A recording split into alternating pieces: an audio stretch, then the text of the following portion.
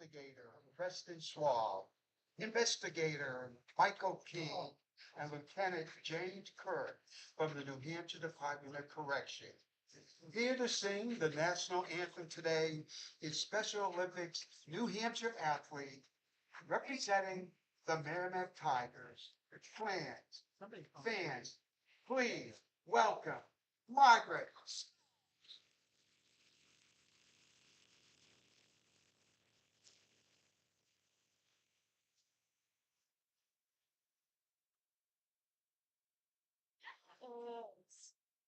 Can you see the light?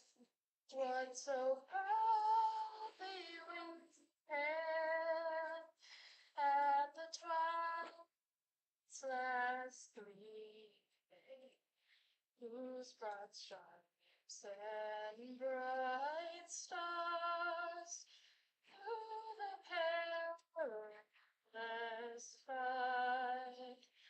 Oh, the ramparts we watched were so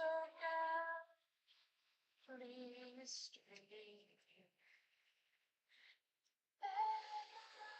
Its red glow, nobody's bursting.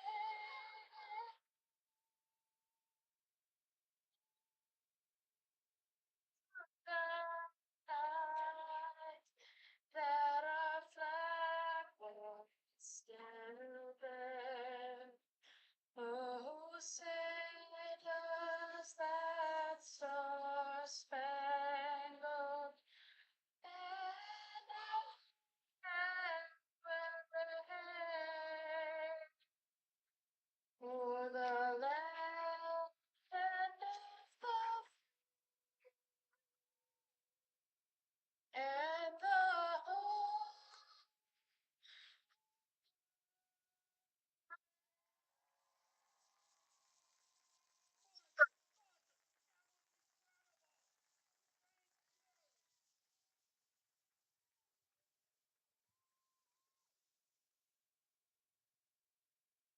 I'm so glad you're here. I'm Evan Sharrard alongside Devin Perry, and welcome to the 2025 Heroes Cup. Before anything else, I'd like to preface why we're here today. And we're here because of the Special Olympics New Hampshire, which provides year-round sports training and competition in 17 Olympic-style sports for children and adults with intellectual disabilities. Their mission is to create a more inclusive World One filled with courage, confidence, and opportunity. Every training session, every competition, and every teammate is a step toward that goal. Today's game is about more than friendly competition. It's about celebrating the incredible athletes of Special Olympics New Hampshire. These people bring a joy to the game that's irreplaceable. Today, teams play in honor of them. It is these wonderful human athletes that the Heroes Cup moniker is named for. Each player has an SONH partner athlete who they play for. These are the athletes of honor today. Amy Spots, Andrew Sturkalski, Chelsea A. Schultz, Sam Emery, Tyler Brunt, William Cochran, Maxwell Stedman, Jesse Koval, Braden Haddad, Mila N. Demers, Christopher Spath, Kamaya Roger Lewis, Connor Hanspicker, Brody Boston, Nicholas Paquin, Rachel Maxim, Michaela Hatch, Ryan Warden, Xavier Webster, Scott McCullough, Steve Sullivan, Tori Gingras, Hannah Prowell, Nate Toulon, Nate Webb, Jacob Lane, Gia Descristufaro, Scott Gustafson, Carry-On Morency, Josh Janvrin, Jaden Fant, Samantha Estes, Brendan Zink, Ellie Coe, Zoya Tavalai, James Masterson, Chris McCool, Katie Ambrosio, Matthew Bouchard, and Megan Wolf. So while we watch our heroes from New Hampshire police and fire departments battle for diamond supremacy, remember that SONH heroes are our why. I speak for myself and everybody who inhabits Holman Stadium when I say we're proud to host and call this game in support of Special Olympics New Hampshire and their life-changing mission. So now I'm joined by Devin Perry. Devin, we got a very interesting way of formatting this game today. Take us through a little bit of what we're going to see between the Fire and the Police. First off, Evan, great to be joining you here on the call for my Holman Stadium broadcasting debut. It's sure to be quite magic we have here, and it'll be unlike anything we've ever seen with Sharrard state ball. As both teams will roll out 12 to 20 batters in each of their lineups. You know, when I went down earlier and I got each of their lineups, I was scratching my head confused as to what I was looking at, but it's really going to be a classic softball style matchup between these two teams. We get all names out on the field with positions being switched in and out, and we'll get to see our first responders really enjoy America's pastime in the lovely game of baseball. I am thrilled to be able to call and to watch this game, Evan, as I'm sure you are, and I am going in with very little expectations, very little preparation. I was supposed to be on the PA for today. Things change, man. Here you are, yeah. Things change. Everyone's in new roles for today, and it looks like the Bravest are ready to take the field, Evan. So they will, and we're going to be learning along with you guys at home. So pitching right now in the red, white, and gray are the Bravest, or Team Fire. And batting first will be the guys in blue and gray, and that is the Finest, or Team Police. Now, these teams run fairly deep, not as deep as you'd see in summer college baseball, but these guys come from all over New Hampshire. And starting on the mound today is going to be Will Cousins for Team Fire. He comes from Nashua's very own fire department, and he is a sponsor. He is partnered with, the Special Olympic New Hampshire athlete, Jesse Cauvel. So as the umpires get out onto the field, we take a look at some of these guys practicing. This is an annual event held in partnership with the Special Olympics of New Hampshire, and the Special Olympics of New Hampshire for more than 50 years have empowered athletes across the Granite State. Through power of sports, individuals discover new strength, gain life skills, and inspire everyone around them to see potential, not limitations. And while we watch these police and firemen play today, the whole purpose of this game is really about inclusion and having fun, but also seeing the potential, like SONH says, rather than the limitations. And whether you're someone with intellectual disabilities or someone who just is human, like all of us.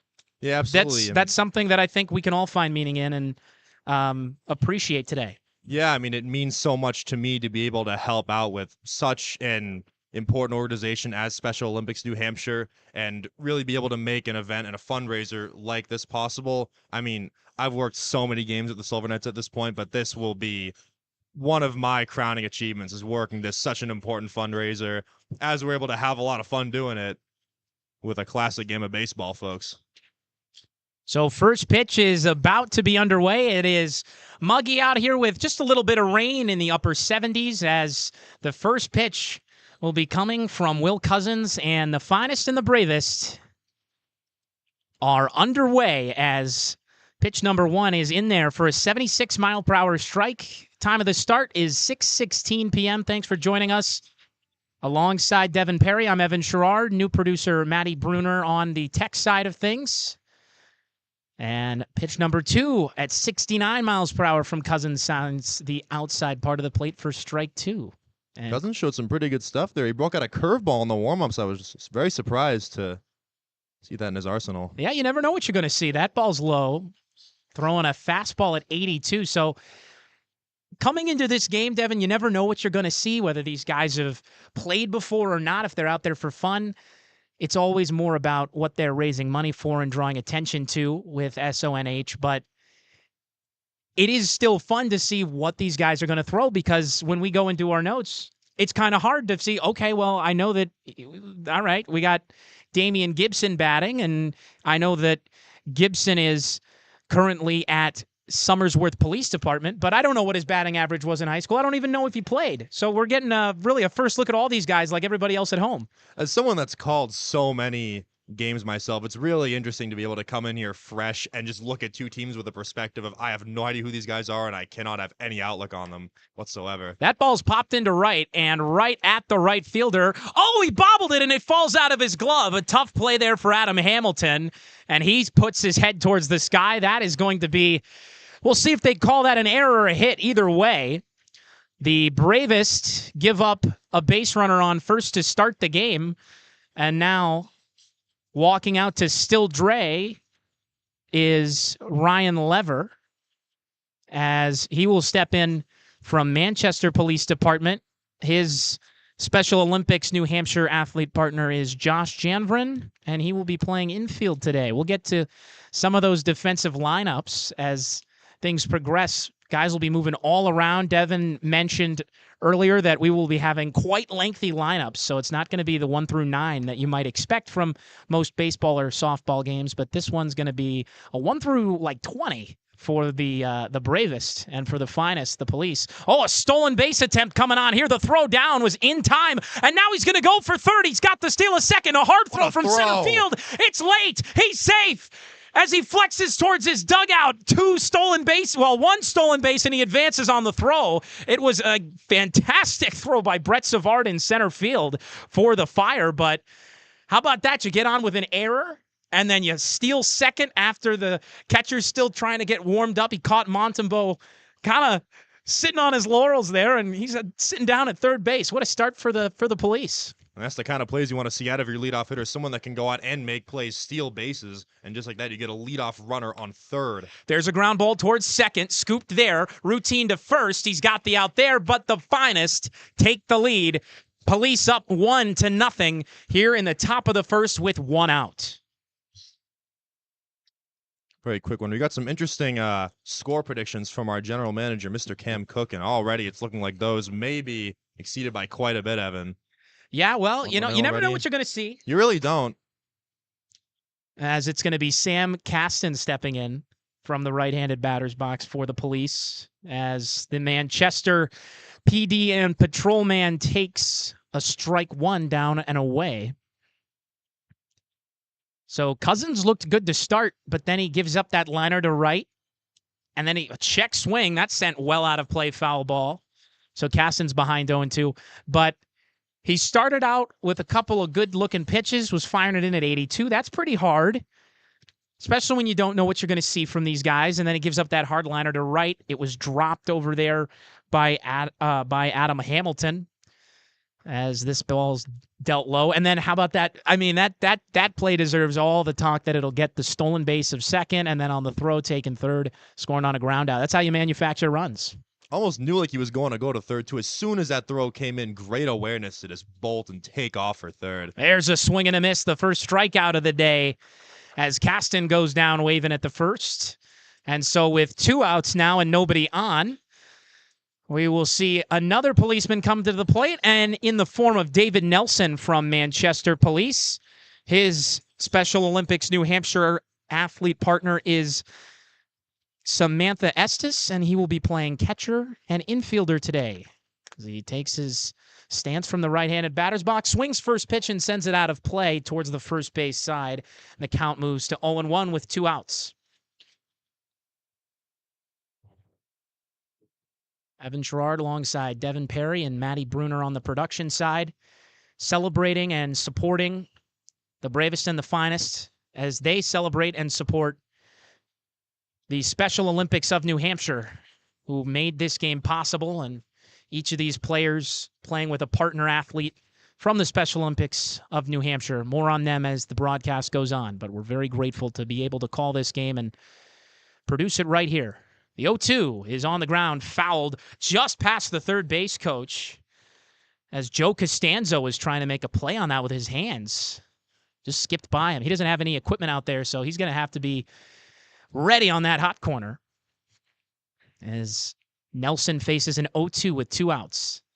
Police lead it 1-0 There's a ground ball towards first. Should be unassisted, and it will be. That'll do it for the top of the first. The Finest take an early lead after they got on with an error, stole second, ripped third on the throw, and then scored on the sacrifice. It's 1-0 Finest. We'll be right back after this short break.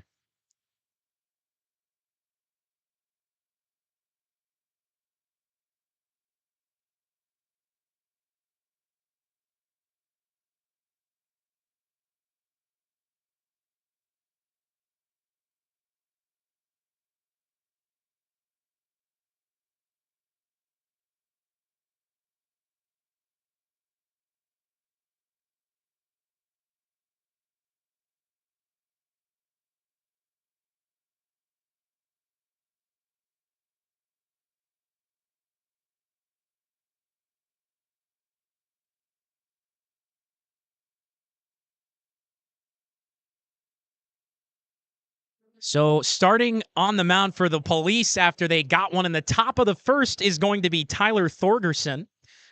Game just started a couple minutes ago.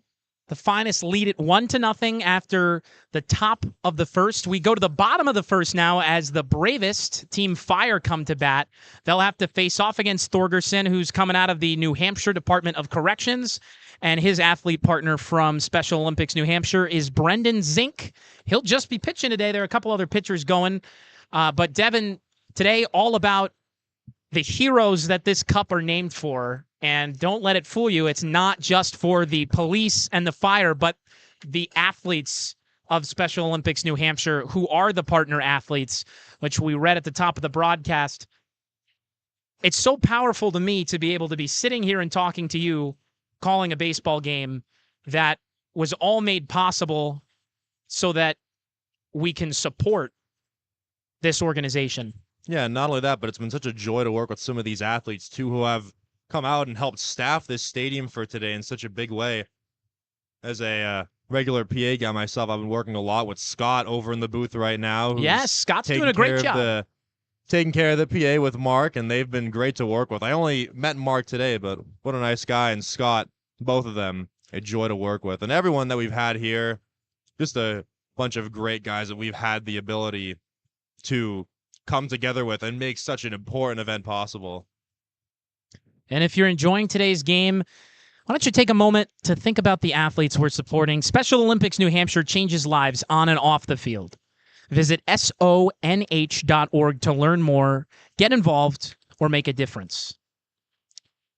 Yeah, I was talking to Linda, who's just outside here, also here with Special Olympics New Hampshire, and just sharing personal stories about things we've witnessed and gone through with friends we know, family we've had, and the kind of opportunity that an organization like Special Olympics New Hampshire brings to those who may not be afforded that opportunity regularly by either their school team or travel teams is it's really special to me. And I think it's something that we all need to be able to recognize. So that's all about why we're here. I really do encourage you to go to their website and find more information. After having done a lot of work in my high school days with the Special Olympics, it's really nice to kind of see a big event like this happen and really show, I guess, what kind of kind of place that they can have in such an important event like this. Yeah, and I think the point that needs to be made is there's always a place for you in any sport. And if someone's telling you that there isn't, they're wrong. Oh, and do not let them take that away from you, as that ball is dealt near the head as Savard has to back out of the box. So Brett Savard batting from Nashville Fire Rescue. He is partners with Chelsea A. Schultz, and he'll be playing in the outfield today as Thorgerson winds up. That's hit sharply through the hole between first and second. That's a base hit, the first hit of the game, as the Fire will notch that. They still trail 1-0 with nobody out here in the bottom of the first. Savard, we saw make that great throw from center field last half inning, too. Already making his impact known. Yeah, he's playing out there in center, had a nice gun to third base, just wasn't quite in time. And it'll be Will Cousins, who actually started the game pitching for the Fire and surrendered that one unearned run. with one on and nobody out. Here's the first pitch. Runner goes. The ball's low. That'll be an easy steal as he slides in. Stolen base for Brett Savard. And that is the second stolen base we've seen. Not often we see very prolific two-way players here, but Will Cousins trying to break that mold. At second, starting the game for the Bravest. Yes, we'll see one guy play every single position today. We talked about this. Yes, Michael Montembeau will be playing the 1 through 9 on the diamond. With a runner on second, this 1-0 pitch with nobody out misses outside. And so it's 2-0 to Will Cousins from Tyler Thorgerson. Runner on second base represents the tying run here in the bottom of the first inning. Thank you for joining us here. As there's a liner up the middle, that'll get by short. Will they go station to station? They will. Base coach waving him in. Center fielder makes the throw. It's cut off, and the game is tied. 1-1.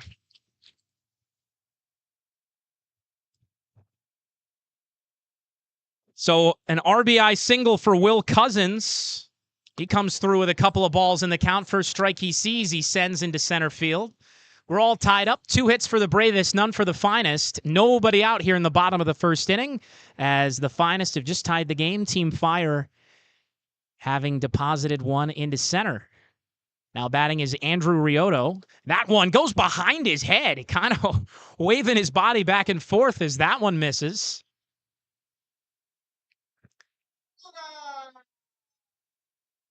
So the catcher going out to talk with his guy, Thorgerson, just making sure the command's there.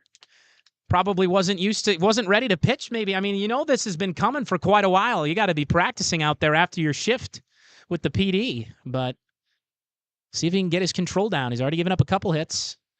That's a beautiful pitch that the umpire just kind of spits at.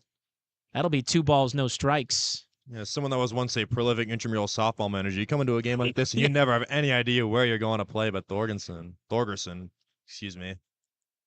taking the charge, and he's going to throw 3 innings here for the Finest. There's a strike from him, similar location. Umpire has a much better view than we do, so he calls that one properly for strike 1.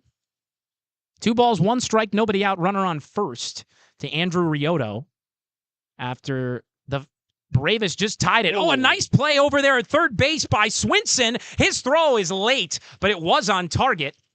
And so that'll be an infield single, the 3rd hit of the inning for the Bravest, as they've got runners on first and second base with nobody out here after 3 hits. That's a great diving stop, too. And even though it doesn't lead to an out, it stops the runner from first from being able to go all the way to third. And now you've got 3, rather. Third, second, and first can all be put out with a simple step on the bag. So that could be pretty game-changing, at least in the short term. So Christopher Reed takes the at-bat here. He'll be pitching and playing outfield as he swings at the first pitch and sends it foul towards the home side dugout where the Bravest are waiting.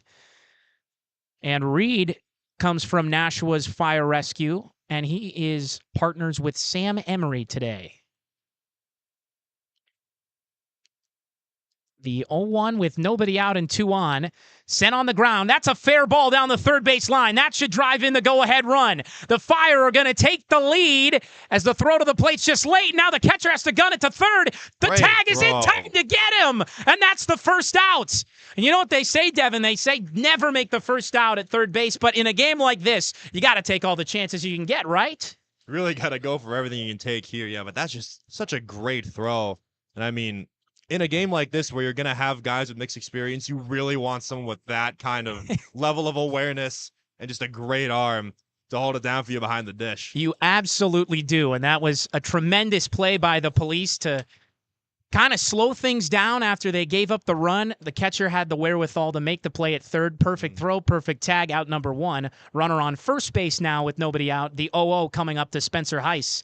He swings through that one, and he falls behind 0-1 as the runner stays put at first base. So Thorgerson gets knocked around for 2 runs here in the first, 4 hits.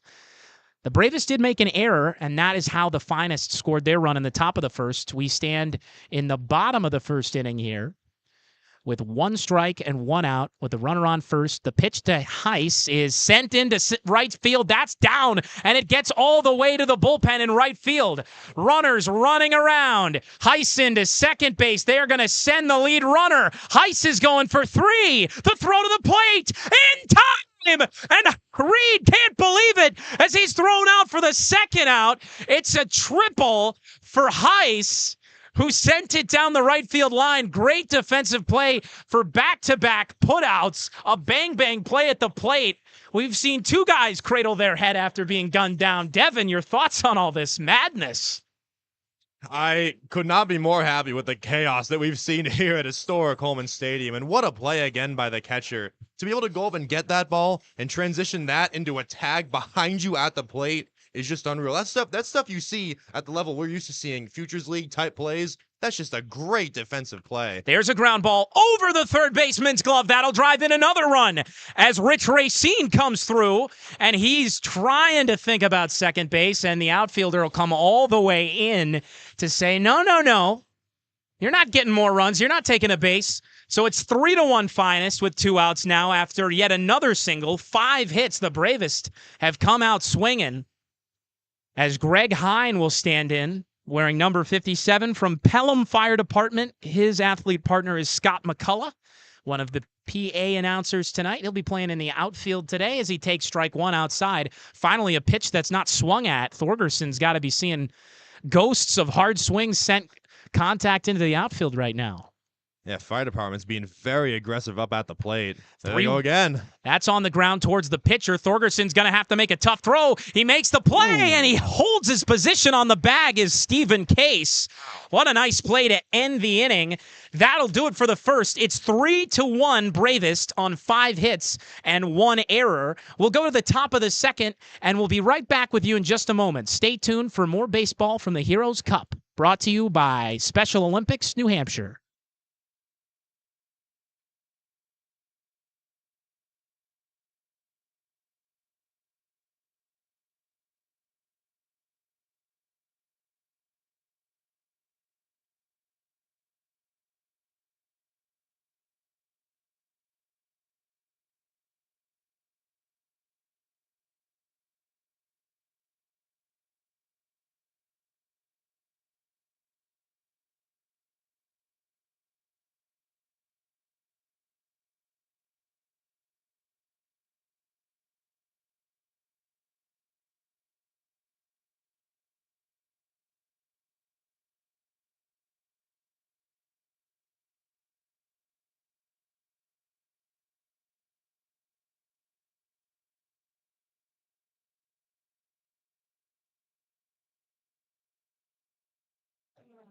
Devin and I were just chatting about the pitcher out here on the mound, Will Cousins, who drove in an RBI as a part of the scoring run in the bottom of the first. Here we are in the top of the second.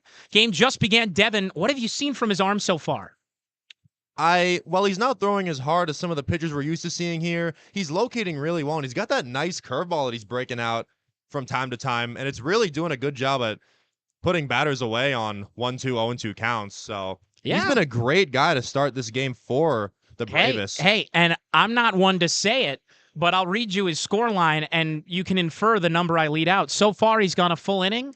He's allowed 1 run, and there's been an error, and there's nothing else to write home about. Hasn't walked anybody, and that category that offensive players try to get into when they hit the ball, he hasn't allowed one of those either. So I'm not saying he's staying in this whole game, but look out. He's pitching well. Yeah, I'd expect them to go with their planned pitcher rotation, but you really want a good starter in any game. And in a game like this where it's going to go more softball style, a lot of hits, a lot of runs, to only let up 1 run to the top of a pretty solid lineup, you can be very happy with that. You can come in here now and look to do the same, maybe put a shutout inning up, and you are well on track to win this game. Of course, anything can happen. That's Comebacks. right. We've seen That's crazier right. comebacks at Holman Stadium, and I would not be surprised in a game like this to see another one. We absolutely as it's Steve Case doing the batting right now. So he takes one low.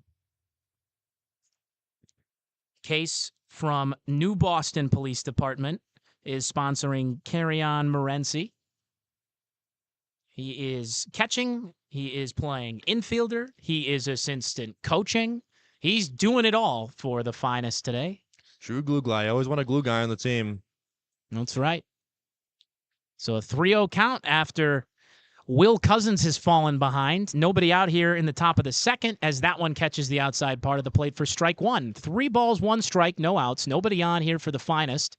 They scored a run by way of an error, a stolen base, and then a base taken on the throw, and then a ground ball sacrifice brought him in as he goes down to the ground, and you got to hope he's okay here. Seems to be, as he took a hard cut and sent it foul, and the count moves full. 3 balls, 2 strikes. Waiting on deck is Zachary Barron. Foul ball off the foot is never a pleasant experience as a former player. I've had my fair share of those, and it's never fun to send a screamer right off of your toes. No, it's not. 3-2. He looks at it, and that's outside. So that's the first walk allowed of the day, as the finest will get their leadoff man on in Stephen Case.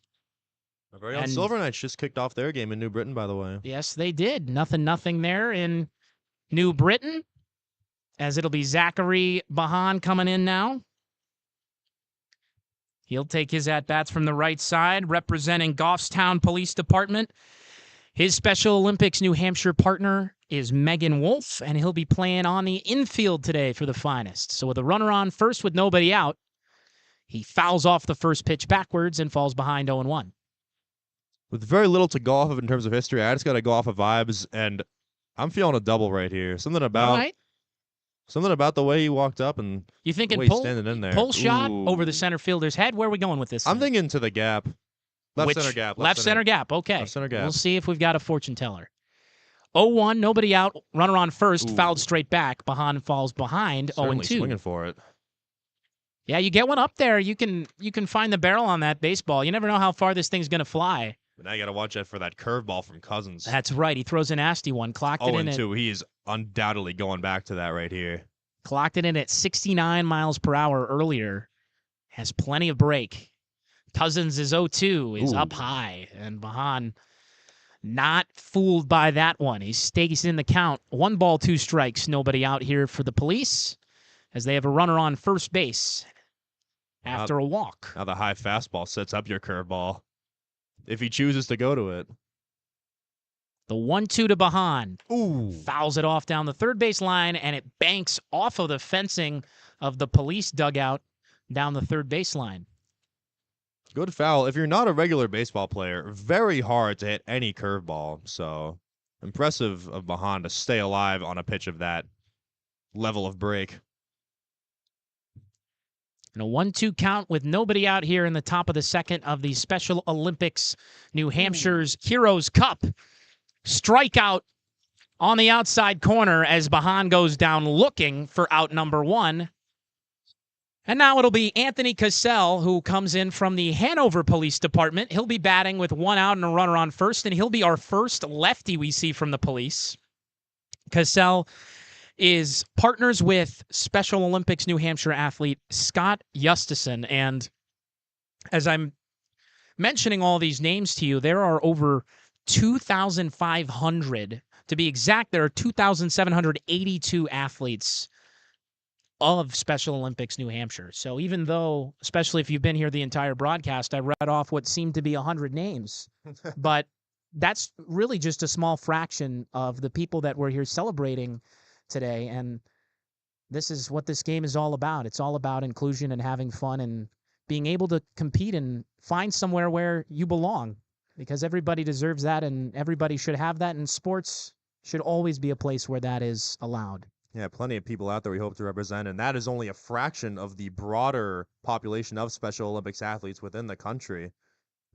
And as someone from out in Massachusetts, I've worked with plenty of the ones out that way, and there's so many everywhere that we hope to do well by in this fun contest we've got going on here. And you may notice on the scoreboard, if you're used to watching the Nashua Silver Knights, you'll see we've got the team's names and the score up there. We've got the logo, but we don't have the count. We don't have the balls and strikes. We don't have the outs. We don't have the inning.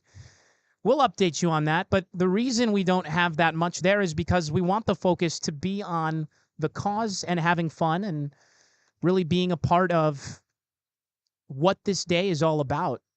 And it really is all about the athletes and belonging in the sport of baseball and in the city of Nashua and the state of New Hampshire.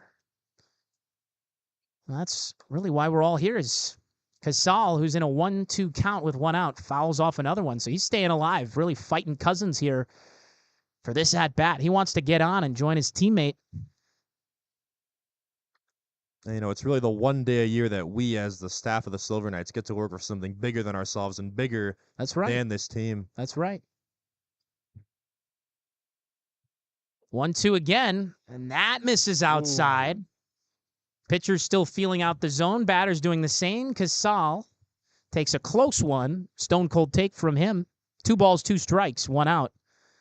After a brave take from one of the finest. 1 runner on first for the Police. Here's the pitch. A swing and a miss at an outside slider. That gets him. That's out number 2. 2 Ks in this inning for Cousins, who started strong. You know, like I said before, this is a guy that can just keep hitting his spots, and he did that there. Really paints that high outside corner. A tough pitch to hit. So now it's going to be Joe Costanzo standing in. Costanzo for the Police will be batting here with 2 outs and a runner on, trying to get another run as he slaps that one towards the shortstop hole and puts it through for a single. So Costanzo's on. He takes 1 pitch and puts it in between the infield on the left side for a base hit. That's the first hit for the Finest today here in the top of the second, as they have runners on first and second now with 2 outs, and it is going to be Chandler Polk batting from Guilford Police Department. His New Hampshire Special Olympics partner is Nate Webb, and he'll be playing both infield and outfield today as he tries to come through in the clutch for his guys. The boys in blue trying to tie it up here in the top of the second. The first pitch from Cousins with 2 on is just inside, strike 1. That's a tough pitch to get to. Polk can't stand that, no way. But he's keeping his cool like a police officer needs to on the job. And he's on the job in a different way than he's used to. He's got to get it done on the diamond today. 0-1, that's outside. 1 ball, 1 strike, 2 outs. Runners on first and second after a walk and a single. The 2 strikeouts for Will Cousins, the man on the mound from Nashua Fire Rescue and partners with Jesse Covell, has 2 strikeouts in this inning, and he's 1 pitch away from another as he fooled him on that off-speed pitch down low. 1-2. His arsenal's really surprised me. Not only that curveball, but he's got a few. He's got what looks like a 2-seamer that's been tailing out a little bit. Pitches you wouldn't really expect to see in a game of this nature, but Will Cousins. Hey, man, these guys can play. They're out there for a reason. 1 ball, 2 strikes, 2 outs. Trying to get to the bottom of the second. Foul tipped straight back by Polk. And I talked to Cam about signing this guy. He's pitching quite well. He could come eat an inning or 2 for the Silver Knights. Yeah, it's all about bullpen depth, and he's starting the game right now. 6:45 p.m. local time here in Nashua, New Hampshire, at historic Holman Stadium. That's a fly ball into left field, coming on as fast as he can as the left fielder. He makes the catch to retire the side and strand 2 runners. The Finest will strand 2 as the Fire, the Bravest, will come back to bat in the bottom of the second inning. It is 3-1 Bravest after 1.5. We'll be right back in just a moment.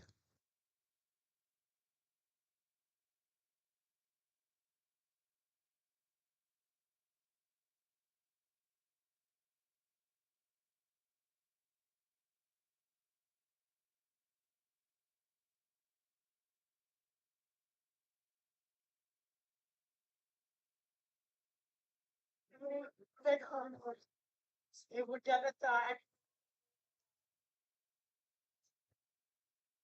My friend is I'm 26 years old and talk from the ends. I just think it's 1.25 fast. Track and field, if you're not so good, so. My growing up was please. I was one of 4 children, all done different. My sister put on honor roll until high level classes, and I was great if I went. Some of the time I was teaching kids intro classes, other times I had help. Eventually I got full extra classes. My parents insisted there was nothing wrong with me. I was so frustrated, but I got did fairly well enough to get my diploma. At age 17, my sister and I were kicked out of the house. My uncle from Maryland. I went to college, which started organizing.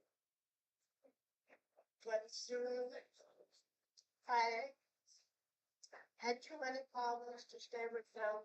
So once again, I find myself searching for a house. From there to Connecticut, where I go to house, home to group homes. Never stayed anywhere longer than a year or two. Though I had a solid home with me. Making friends and keeping friends impossible.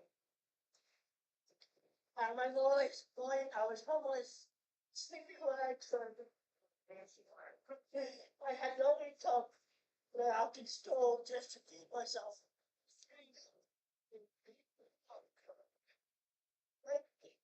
I moved into my own apartment in Connecticut when I was 31.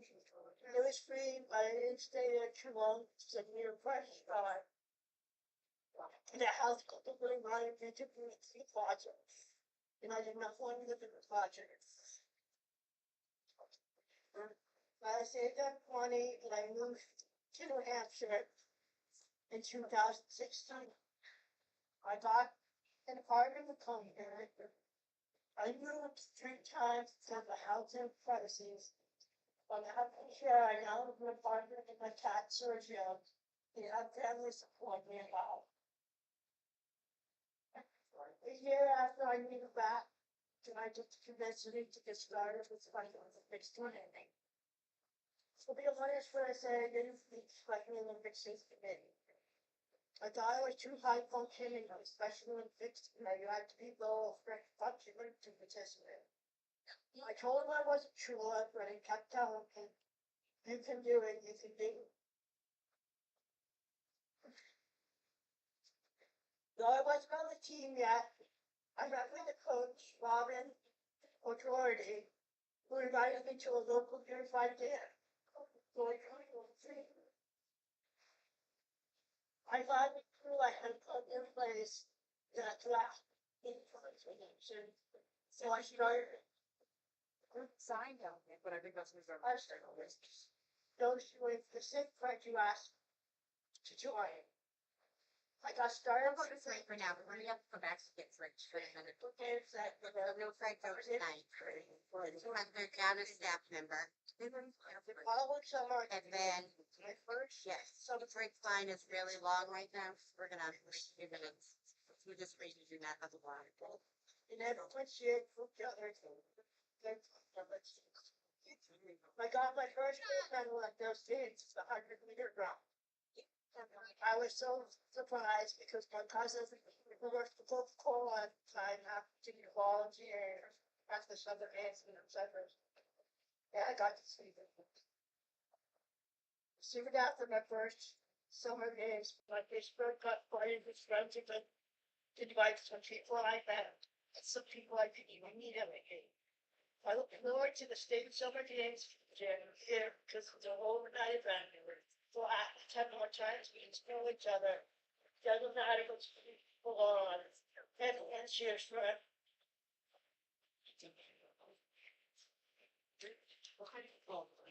We did soccer and wrestling in school as well. I didn't know it was duplicate that then. And there was a tennis rider to her. Well, high fives, you know, the nervous for cheering over. That's speculative and complicated. Yeah, took the play there. Well, she really like other people to she got my best chick. Outside of because I'm fixed for she came a job as a dietary aide at Pleasant Valley Meditation. I worked about 20 hours a week and I really like it down there. nominated to my special relationship created the type of teaching density. Before I got started with Special Olympics, there's no way I could have held a job because I didn't know how to form relationships and my social skills were not there. Did you know that people with intellectual disabilities to speak special like life's conflicts and comedy? Life has always yes. I didn't have enough stories to look for. Didn't have a favorite home story. My first friendships came short down. Like some of us, we like them to stay with them, short, especially. Give me this, usually, all the started house. Find out thrift. I never think points in past. Yeah. My life has taken off. Turn in the right direction, and my reality of life has improved the I was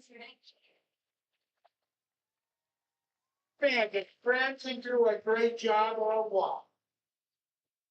So for all of you at home, we spun the microphones around for Brendan Zink, who is a New Hampshire Special Olympics athlete, and we're going to take a small break here from the action. You can watch all you want, enjoy the game, but I really feel like it's important that Devin and I break down what Brendan Zink just spoke about was his own experience with life and homelessness and really feeling like he didn't have a place where he fit in. For reference, and this is all from the notes that I have written down, is that's hit into left, just popped up and caught by the third baseman for out number one.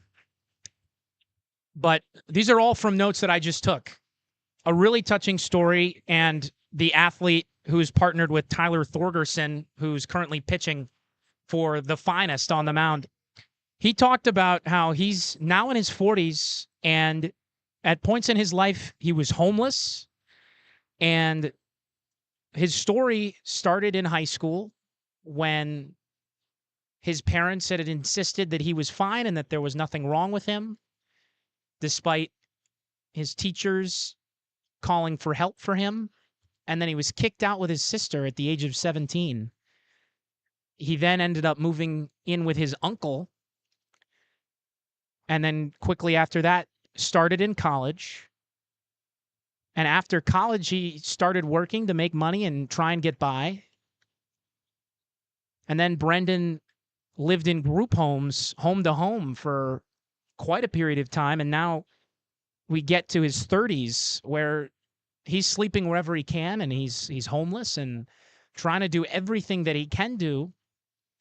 Eventually, he was able to make enough money to move up to New Hampshire in 2016. And he's happy to say that he's finally been able to find a permanent home in New Hampshire where he lives with his cat, Sergio. And he has family support very close by, which he didn't have for a lot of the time in his life. So once he was making friends in New Hampshire and actually got settled down, he had a friend who convinced him to come out for the New Hampshire Special Olympics. And he was on the fence. He really didn't think that it was right for him. He said that he thought that he was probably too high functioning to compete. And here he is thinking, I'm living in New Hampshire, but I don't have a place. I don't belong. Mm-hmm. And his friend said, no, you can do it. You can do it. And he convinced him to just try it. And with Special Olympics New Hampshire, Brendan said that he found companionship that for the first time in his life felt permanent. And he was breaking up while speaking over the PA moments ago, talking and sharing this story bravely, may I add, to all of us. And I think this goes hand in hand with what we've seen in the public discussion about mental health, but also with the Special Olympics and disabilities. Sharing your story is the greatest sign of strength that you can have. And acting like you're okay when you know that you're not, or you feel like you're not, or maybe you don't know what's going on, is so important. And if there's nothing that you take away today besides the great things that these athletes are doing at Special Olympics New Hampshire and what that organization has done for thousands of people in this state over 50 years, I want you to take away that no matter what you're dealing with and no matter what you're going through, there are people, and sometimes people you don't even know, who, if they knew your story, they knew what was going on, they would want to help. And that is the path to betterment. That is the path to happiness. And I really believe that. So that story from Brendan really just brings out a lot of emotion. And I think it's really important to say and share his story here. And I hope I did Brendan Zink justice in taking notes on what he was speaking about in his own experience. But his main takeaway was that with the organization like Special Olympics New Hampshire in place, he had a place, an organization that he could feel at home at and make permanent friends who he didn't know beforehand. And maybe he didn't even meet through the Special Olympics. He met them because he was at an event where the Special Olympics were, and he made friends there. And those friends have stayed for him as he's now in his 40s and dealt with a really, really tough go of it up until he was in his 40s. So to hear about his journey and just to watch him deliver his story so bravely, I mean, there are not many things I can say about it. I feel like I can't do it justice, but I'm just glad to be able to be sitting in this seat talking and relaying his message. And thank you to the Special Olympics New Hampshire for all that they do. And he was, I don't know if you asked him 20 years ago if he would have said, yeah, I think I'll probably be a gold medal winner in the 100-meter run. They do these state summer games every year, and you can learn more about it at sonh.org. Devin, what were your takeaways from that beautiful, beautiful speech from Zink? I mean, if there's anything I can add to your beautiful words there, by the way, you really encapsulated, I think, what all of us kind of took away from that. But the most important thing that I heard from Brendan, or that I took away from what he said, rather, was while Special Olympics is a place to be able to compete for these athletes, it's also a place to belong and to really find your people, the people that care about you, the people that you'll be with for the rest of your life, and who you can not only call your friends, but call your family. And that speech, and we've said this time and time again about how important it is that we're here to work for such a special cause. It is that really, it hits home why we're here and why it's so important what everyone is here for today. Absolutely, Devin. I fully agree. And I think while you were talking, this popped into my head based on what you were saying. And it's that Brendan Zink in his story felt like he was too high functioning to belong with Special Olympics New Hampshire. Mm-hmm. And he was pleasantly surprised to be wrong after his friend convinced him to join. And taking that risk opened up his world to that possibility. So no matter who you are and no matter what you think of yourself, don't let your perceived value or self dictate what you think you can and cannot be a part of. Because as human beings, we all need to belong to a tribe, to a group of people. We need that as people. And SONH is one of those organizations that provides it. And, not just about SONH, but just in general and in life, that's so key.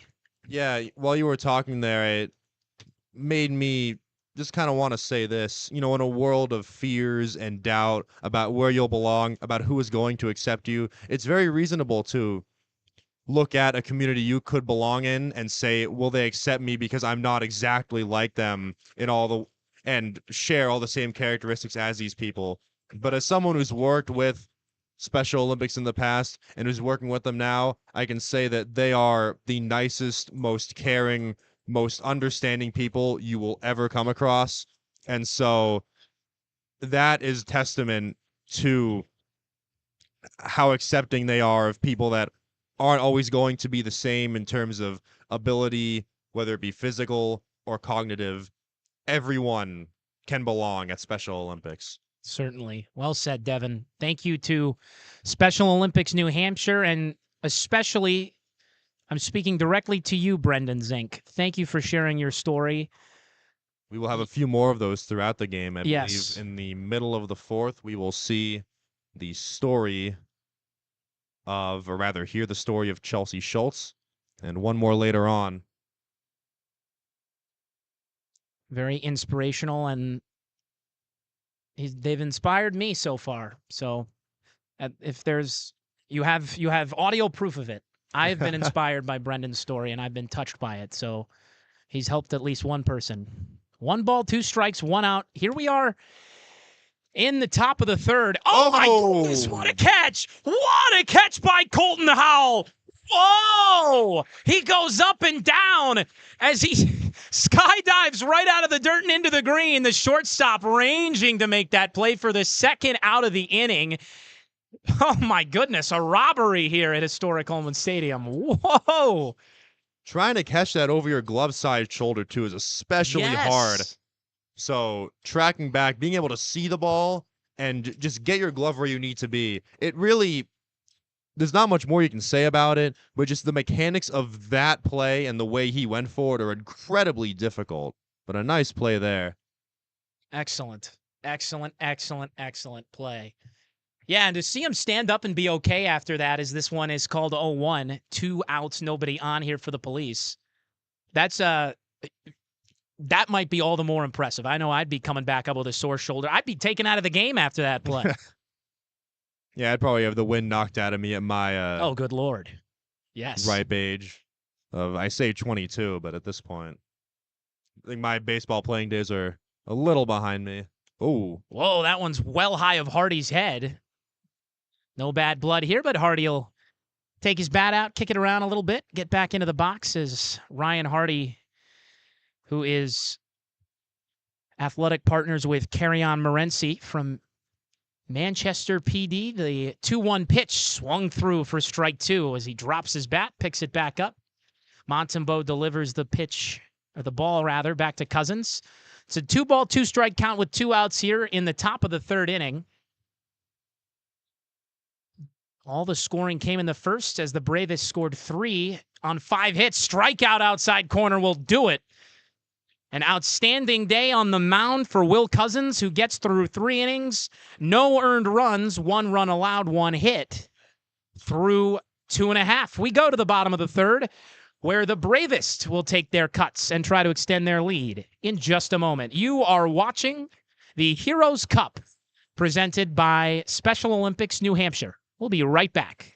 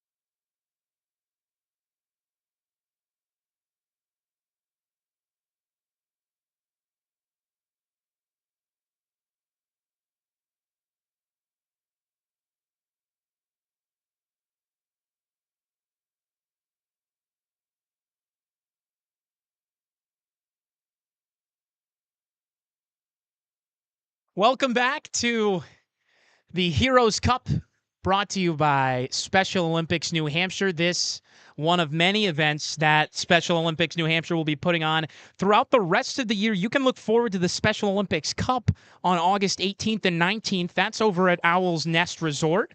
Then there's going to be a state softball tournament. That's on September 27th up here in Londonderry. Then a state golf tournament on October 14th in Thornton. And then the state bowling tournaments on November 15th in 7 cities statewide, including Nashua, Berlin, and Laconia. So that's what you can look forward to from SONH as the year moves along.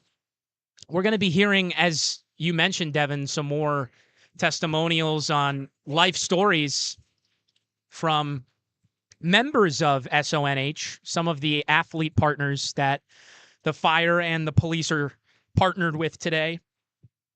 And they're really why we're here. I mean, you could claim that the Heroes Cup is on the surface named for the police and the fire, our everyday heroes and our superheroes that don't wear capes, but it's really, to me at least, it's all about the athletes that we've talked about so far, and so important so that we are going to, we stopped calling the baseball game to talk about that. So Yeah.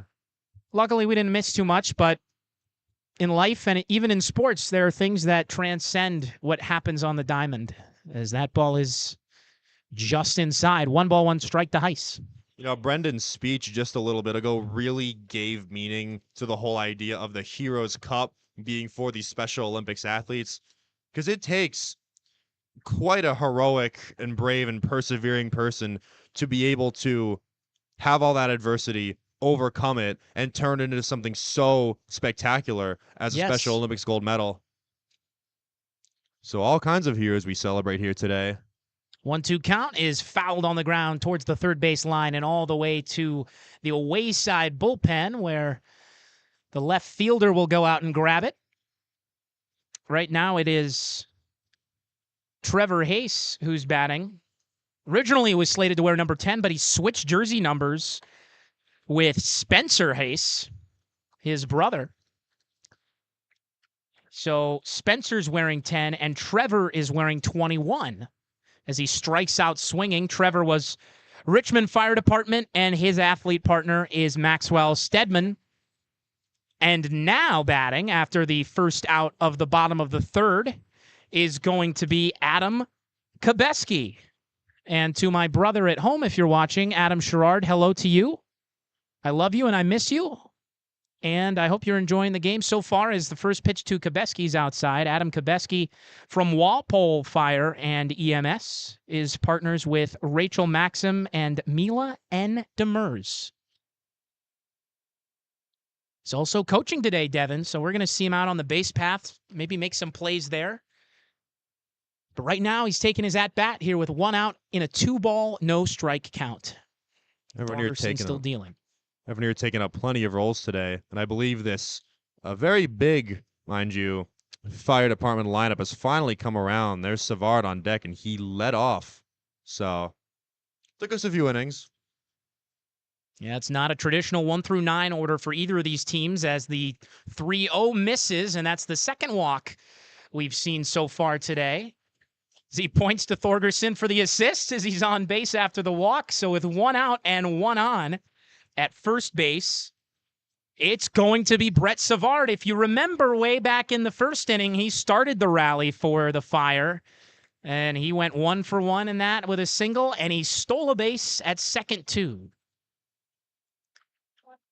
Quite a game Savard's been having for himself. Yeah, he also had that throw in center That was a field great back in throw. the first inning. If you didn't get to see that, I encourage you to rewind and go see it on the YouTube live stream. He made that play in the first inning and nearly threw out the police runner at third base. It was pretty much a perfect throw, but, they're not used to throwing from 200 feet when you're working as a firefighter. Usually throwing a baseball is not part of the job description, but you never know.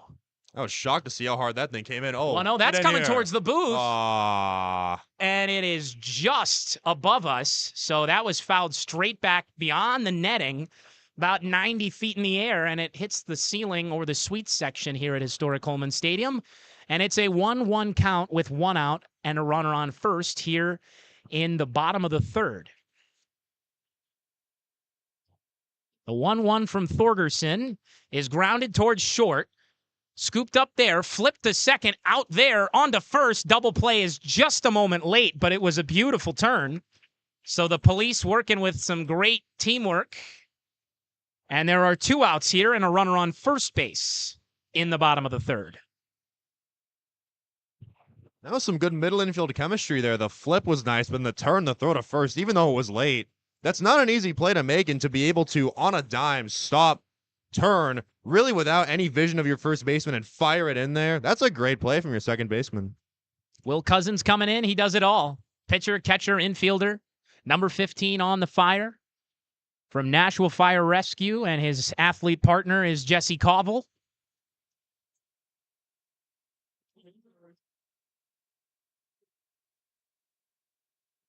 Tons and tons of fans coming from all over New Hampshire filling up this stadium, and this is the fullest it's been all week. The Silver Knights have played 3 home games here, but to see the support from family, friends, and baseball fans alike, what a night this is. It kind of caught my attention. This crowd is roaring, quite man. It's sizable. roaring. And it's been building too. There's people still filing in, it feels like. Usually you don't see those sections over there, 101, 102 to our right. Yes. And 107 and 108 to our left.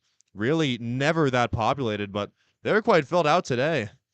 For reference, during the week there can be sometimes a few hundred people, but right now we've definitely got to be near 1,000, as that's a stolen base for Savard as he was running. He looked like a pro out there. Nice slide straight up on the base, and he's got 2 stolen bases today.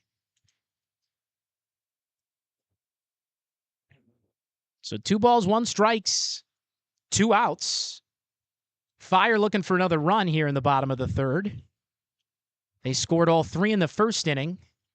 And Will Cousins, the starting pitcher for the Fire, doing the batting. He did drive in a run earlier.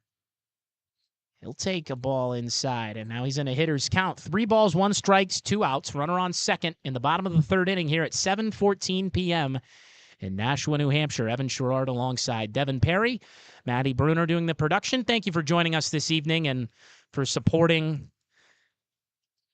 and having a good time with the New Hampshire Special Olympics.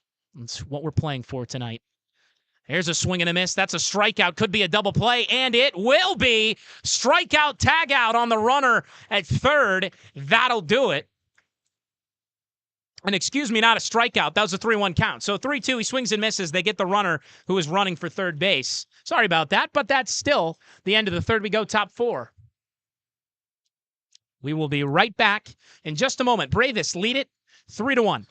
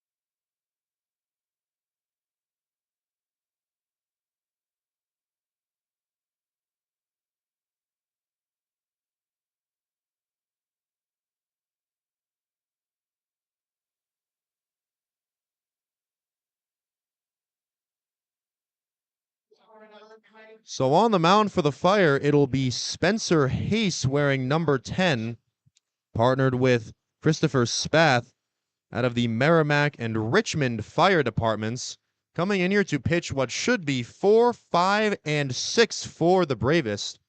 A big guy on the mound. While we don't have official height and weights, this guy is one of the most imposing figures on the field today. He's throwing some pretty good stuff here to start his warm-up. I'm excited to see how he'll do as he faces this finest lineup in the top of the 4th inning. Yeah, Devin, I don't know if this one's going to ring a bell with you or many people at home, but the first thing I thought when I saw this guy, Randy Dobnak. He's a reliever on the Twins, or at least was last time I've seen him pitch. He's got a similar flow and sort of chin strap action going on with his goatee. He means business on the mound. Another guy I think more people would know would be John Lackey or maybe R.A. Dickey. Similar looking in, I mean, at least from our view from where we are. Yeah, he looks like a pitcher, man. It looks like he's going to be having a good time up on the mound with the lead 3-1 after the game started by Will Cousins. He went 3 innings, didn't allow an earned run, did allow 1 run. That was on an error. Here's Josh Wade. As that first pitch, he swings through a breaking ball in at 61. That was nasty, as that had like 10 inches of break from where he released it to the ground. Totally fooled Wade. And Wade is a Sullivan County Sheriff's Office guy. He is partners with Steve Sullivan and Tori Gingras. And he'll be doing it all today. Outfield, pitch, and infield. He's in a 1-1 count with nobody out here in the top of the 4th. In a 3-1 game, he fouls this one straight back.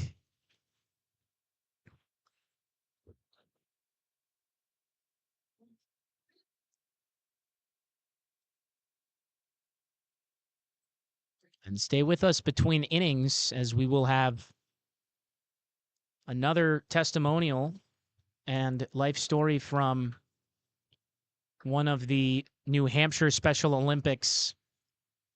This one will be members. Chelsea Schultz. Yes. Right after this half inning. And our final one later, which hope you can stick around for that, will be Amy Spots in the middle of the 6th. Wade strikes out. He's running down to first. The throw from the catcher. Montembeau is in time. 1 up, 1 down as Wade goes down swinging on the assist from the catcher. And I heard feedback that it was hard to hear Brendan Zink in his basically in his story. So I'll take notes again and we'll recap what they said once more, just in case you're not able to hear it all the way through. But really powerful stuff today.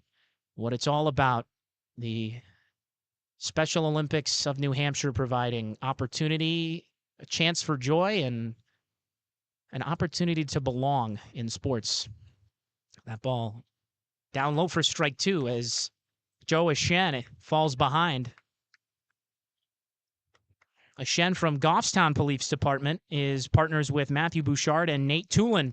He'll go down in 3 pitches, and Heiss looks great on the mound so far. 2 strikeouts, 2 outs here in the 4th. Bravest have shown some really good pitching today. Will Cousins, I talked about him a lot, got it started in such a great way, only letting up that 1 run, and started mowing down these batters from the Police. Jeff Brown stands as the last out of the 4th inning for the Police here in the top half. He's from Farmington PD, and his SONH athlete partner is Hannah Prowell today, playing outfield and infield.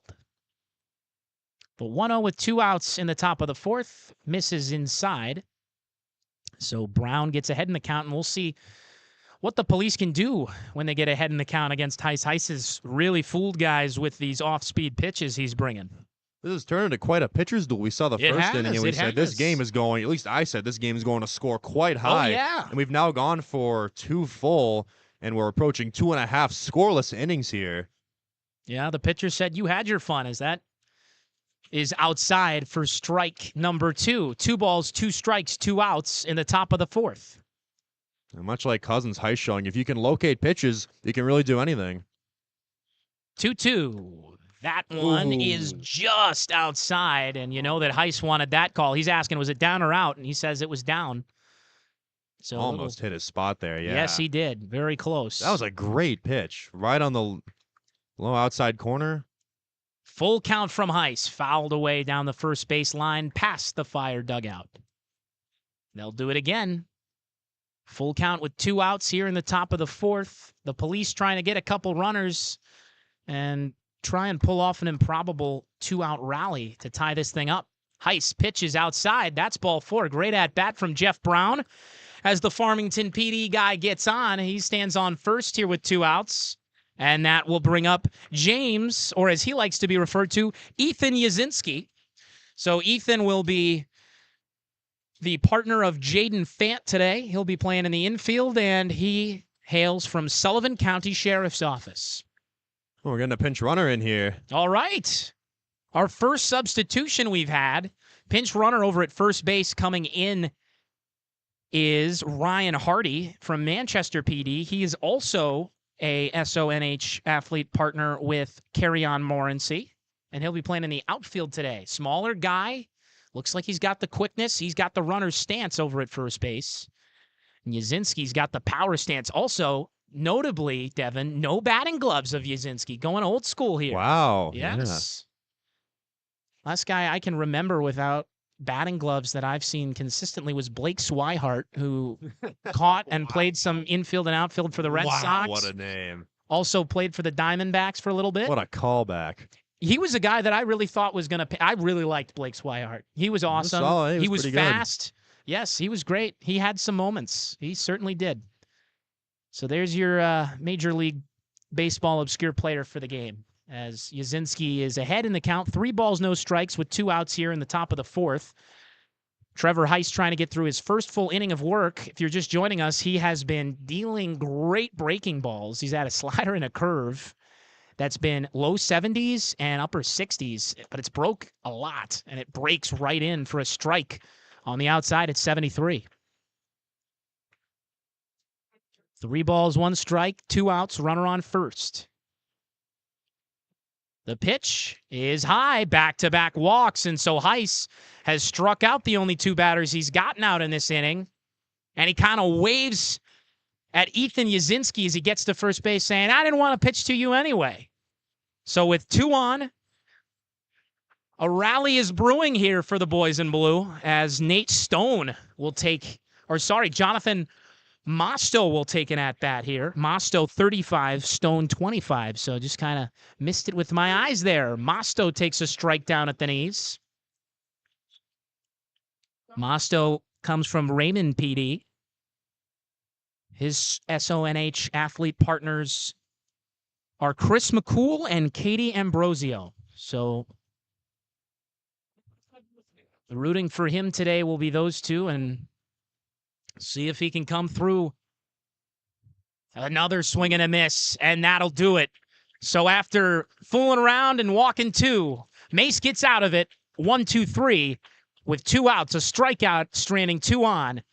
It is the Fire leading this one 3-0 as we go to the bottom of the 4th, and we get another testimonial, which will turn the mic around. Stick with us as we'll recap it right after they share it. Another powerful story from an SONH member in just a moment.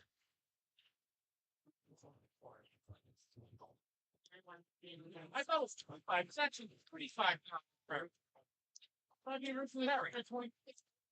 Yeah. Yeah. He's trying to just sell that by yeah. No, he's got his list at 30. He's like, it's very too long.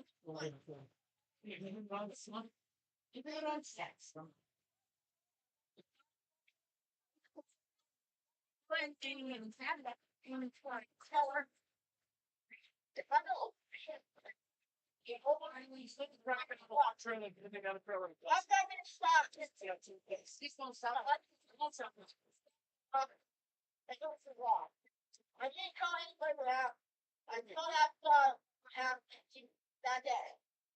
After that, train had sugar, and I put my basketball on. I would tell people over the bed, and I put the clock in the right. I made some of that training, but well, Well, glad I got it.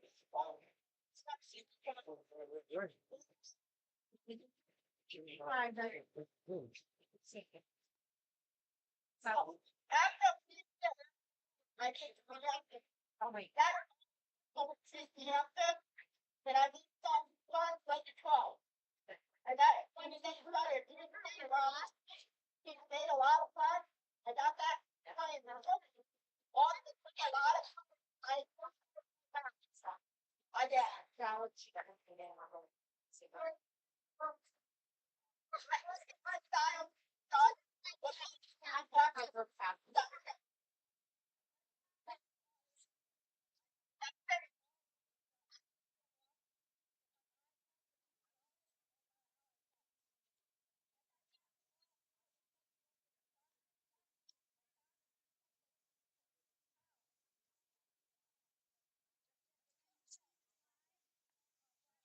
My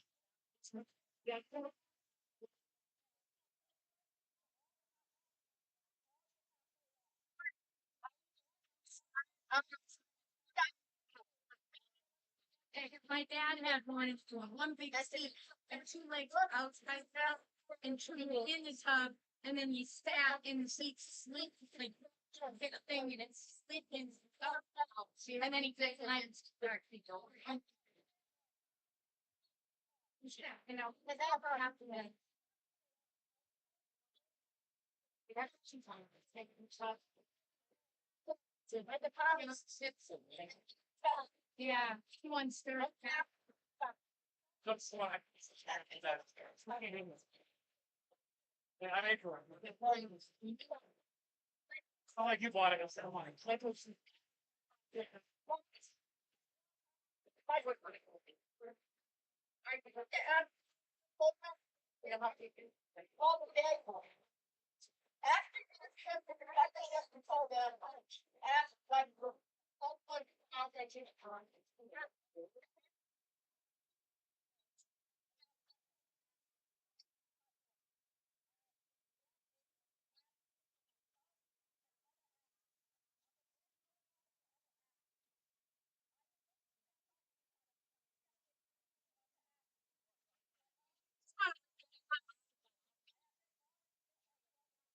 Yeah, if you and I can go, I'll wait for my Ellie. So, yeah, that's fine. On the hill for those. I don't think you're looking at. I'm trying to. I'm happy at time. That I'm fine. What? When Tom's back, the men's on the road flying. I'm on the body.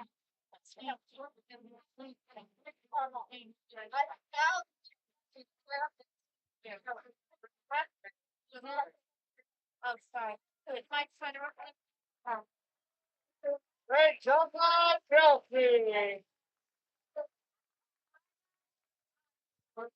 Yeah, We'll recap Chelsea's story in just a moment. Another touching one from another Special Olympian of New Hampshire. We heard Brendan Zink's story earlier, and again, it's just the bravery and the importance of sharing those stories cannot go unsaid. As a pop-up on the first pitch of the bottom of the fourth is made at shortstop for out number one. So there's one down here in the bottom of the fourth, as the Bravest do lead this one so far 3-1, and Andrew Rioto will take his second at bat. Rioto is a Raymond Fire Department man, and his SONH partner is Kamaya Roger Lewis. So to Kamaya, we're rooting for him for you, as that ball is going to find inside strike one. Rioto only playing infield today, so taking it a little light, but certainly looks to have the bat ready to go, as he doesn't like that outside pitch, and nor did the umpire. 1 ball, 1 strike with one out here in the bottom of the fourth inning. Evan Sharrard alongside Devin Perry doing the color, and Madi Bruner on production. That ball's fouled back out of play towards the right side. And a nice stop there. Well, Devin just went for a little bit of a stroll. Devin, what did you learn on your stroll? Well, luckily I went and I was able to actually talk to Chelsea a bit and grab her script that she used to highlight her own story. And reading a bit of it as I'm out of breath here, you'll have to give me a second. Yeah, take your time. Reading it as I walked up here, it was really very similar to Brendan's story. It was quite, gut-wrenching. Chelsea belongs to the deaf and hard of hearing community, and when she was 12, went to basketball camp and was bullied and ridiculed by other players at that camp. In a championship game, she missed a shot and was beat up by the other girls on her team. And despite the trauma of that, or I guess kind of because of the trauma, she bottled that up and didn't tell anyone. and that kind of killed her love for the sport. And she quit playing basketball because of the fear of being bullied again.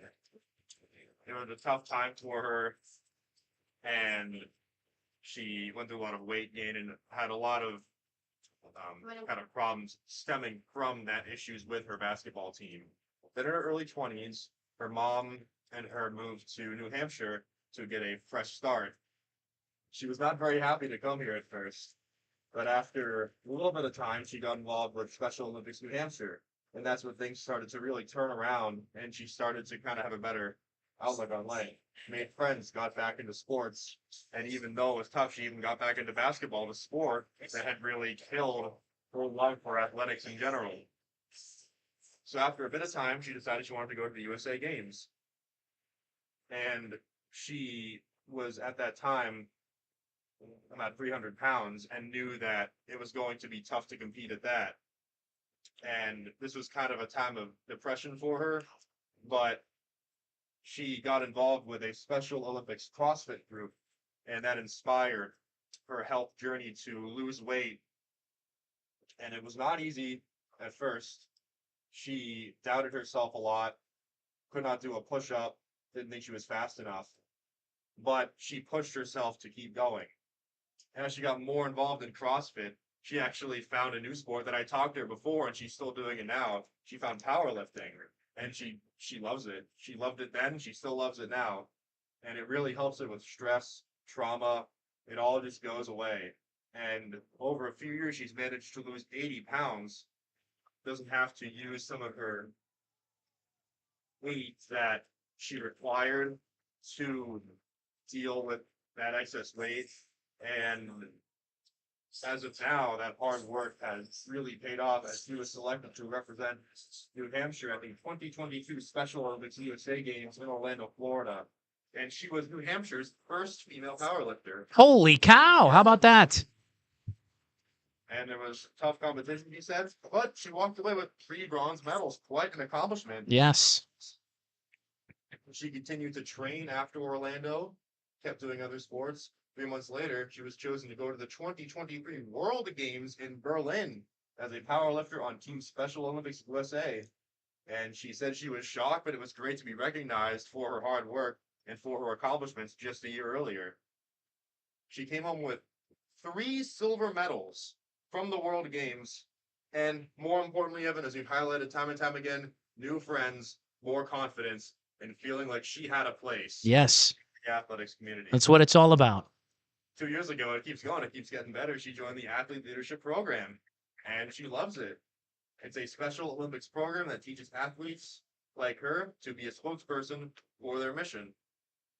It's allowed her to speak to people about Special Olympics New Hampshire, and she's able to advocate not only for herself, but for other athletes with similar experiences. And she's making an impression on future generations of athletes by volunteering and speaking at events. And she now loves to share her story to inspire people. And she highlights not just her story, but there's so many stories that are important to be shared. And as a spokesperson, it's very important to her for all of these stories to be heard by the world. And she now highlights herself as independent, brave, confident, caring, and helpful. And Special Olympics, she says, has changed her life. And so, much like Brendan's story that we heard earlier, it's amazing to see what Special Olympics has done for people. And obviously, much different struggle that Chelsea went through, but weight gain, depression are still very difficult things that her and many others have to deal with. But with the presence of Special Olympics New Hampshire, she was able to find a place, and not only that, but find herself. Yes. Really amazing to hear her story, to speak with her, and to learn about the great ways in which her life has changed through this incredible organization that we work with here today, Evan. Yeah, it's another story that starts so harrowing that you really can't, especially as someone who has been in some pretty hard lows where I'll be 100% honest here. I've had times in my life, as short as it's been so far, where I did not see a way out. And I really could not have made it to where I am now without the people around me who, if they weren't there, I don't know where I'd be. And to hear people experience things like Brendan and Chelsea have, and I think it's really a product of being human. It's human to continue to persevere. It's human to fear. It's human to hold things inside as a run will come and score. The bases were loaded. So it's 4-1 Bravest. It's human.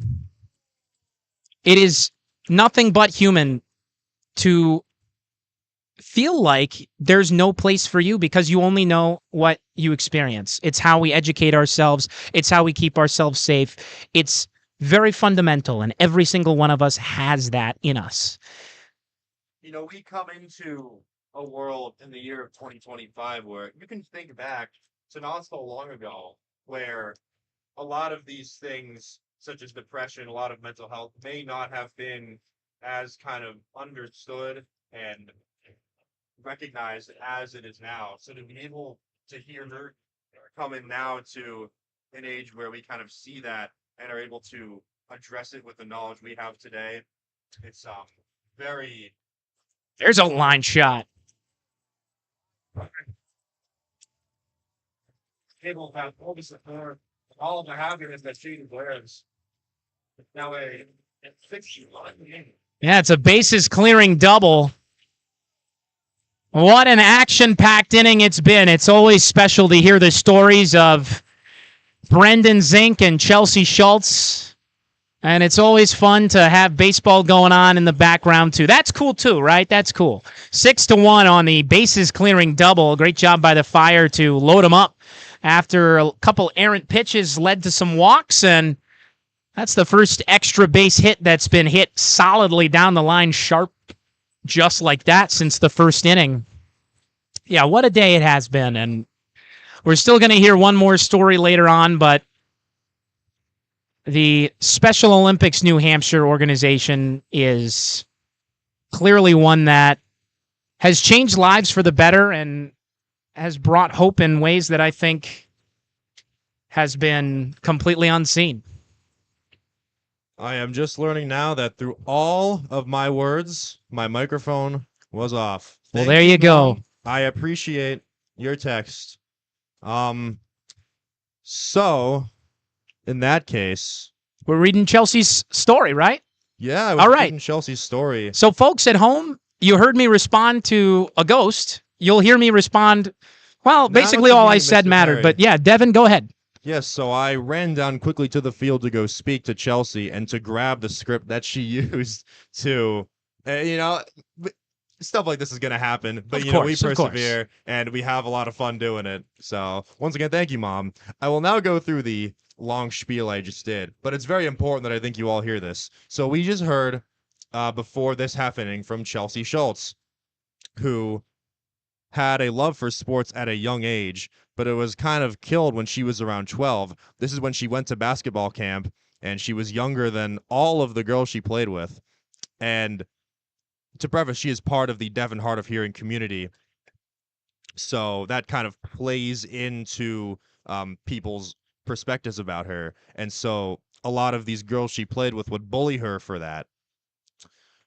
In a championship game, she missed a shot, and her teammates beat her up in the locker room for that. And this was such a traumatic event for her that she did not tell anyone and hid that. This caused her to quit playing basketball, a sport which she once loved, as she was scared to go through similar experiences. And she got into some trouble, experienced more trauma, and she stopped trusting people, and she gained a lot of weight. When she was in her early 20s, in the midst of all this, her mother and her moved to New Hampshire to get a fresh start, and she was a little apprehensive about it at first. She was away from her friends, her dad. She lived in a group home. A few years later, though, she got involved with Special Olympics New Hampshire.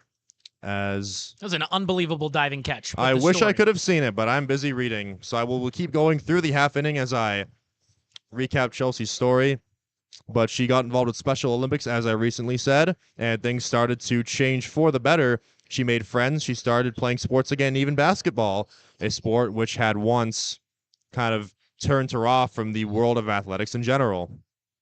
She decided a few years later that she wanted to go to the USA Games, but after her weight gain, she was not at a level of health that she felt she could compete at the games. She wasn't very active. She was depressed. She slept a lot, ate a lot, did not feel good. But she was able to get into a healthier lifestyle when she got involved with a Special Olympics CrossFit group. She said it wasn't easy. She thought she wasn't fast enough, couldn't even do a push-up. But despite signs maybe pointing her to give up, she knew that she could persevere and she wanted to push through. So as she got more involved with this CrossFit group, she found a new sport that she still loves to this day, as I talked to her about, in powerlifting. And she describes it as she loves it. And it really helps her with her stress and her trauma. And over the years, she's lost 80 pounds. She doesn't have to use her inhaler as much. And she's, in general, just a lot healthier. And so things started really getting better for her when she was selected to represent New Hampshire at the 2022 Special Olympics USA Games in Orlando. And that is when she became New Hampshire's first female powerlifter. And despite the competition, she was able to earn 3 bronze medals. Things continued to get better. She continued to train, kept getting better, and 3 months after that, she was chosen to go to the 2023 World Games in Berlin as a powerlifter on Team Special Olympics USA. What a high honor. She said she was shocked, but she was very glad to know her hard work had paid off. And she comes home from the World Games with, count them, 3 silver medals. A huge honor.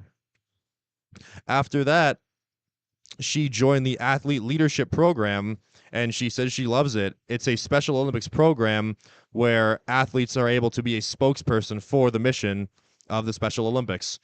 It's allowed her to speak to other people about SONH and use her voice, and she can advocate not only for herself and for other athletes.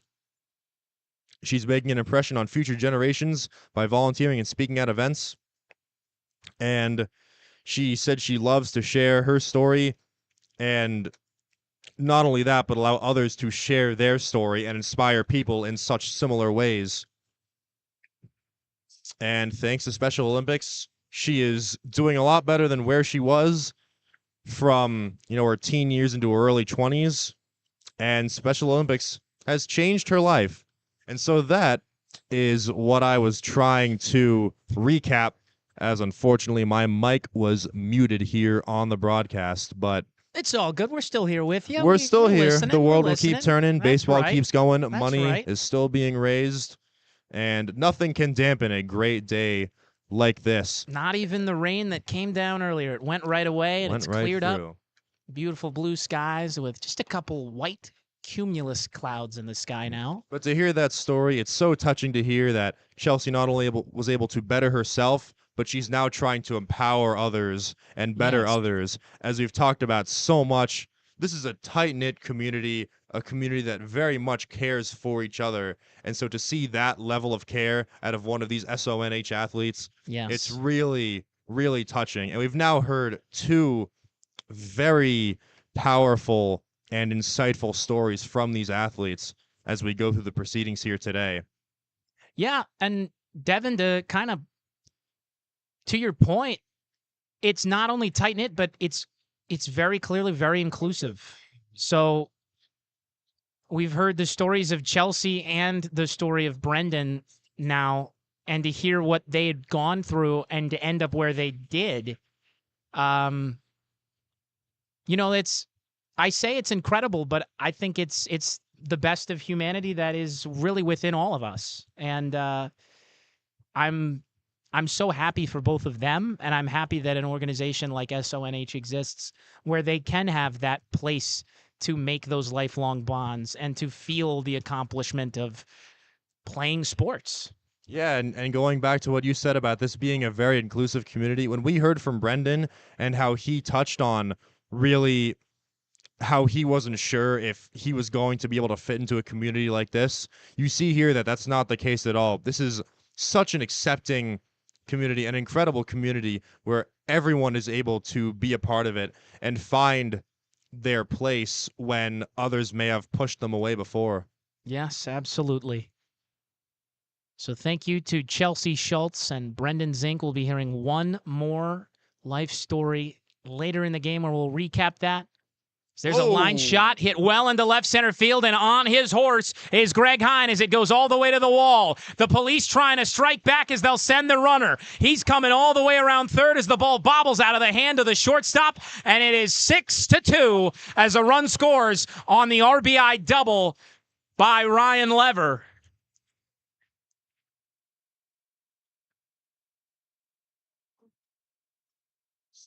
Well, that is what the police have been needing all game. They've been back in this competition. Before that, score here was 6-1 in favor of the firefighters. But a hit like that not only gets a run on the board, but it can really inspire a rally. So we'll see what the police can do to try to turn the tide in their favors.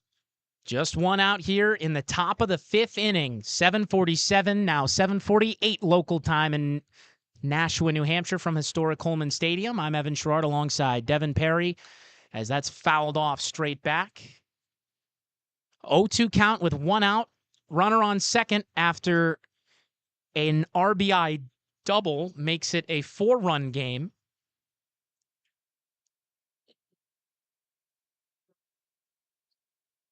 New Hampshire's finest trying to get back in it as that ball bounces low from Heiss.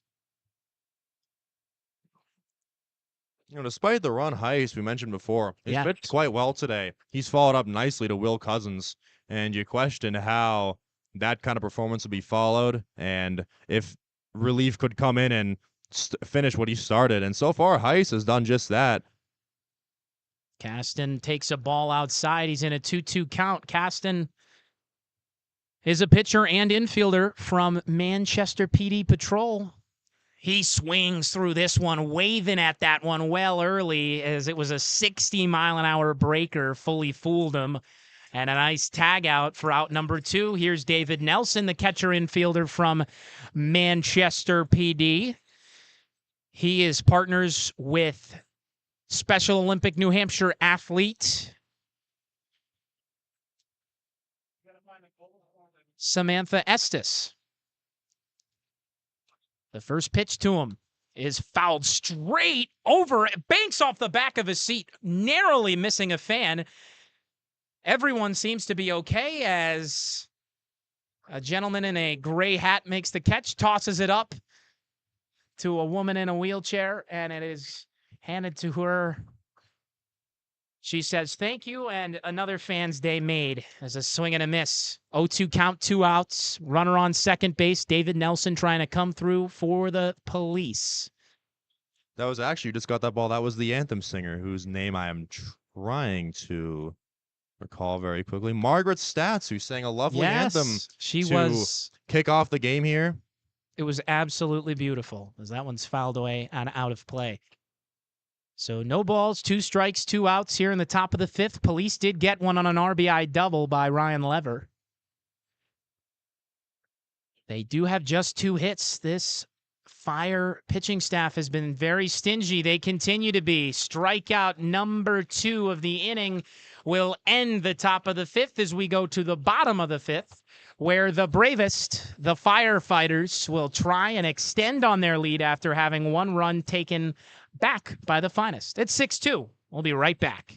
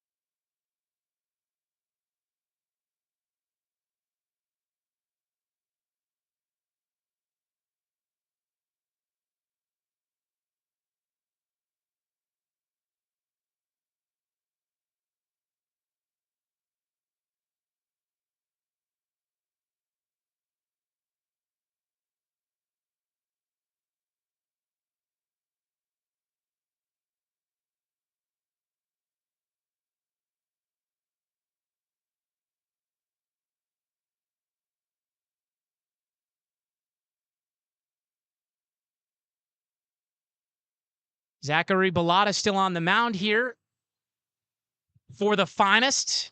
He's a southpaw from NHSP Troop D. And his Special Olympics New Hampshire athlete partner is Josh Janvrin. He's pitching and playing outfield today, right now on the mound, as he pitches to Michael Montembeau, who's been playing a mean backstop for the Fire so far.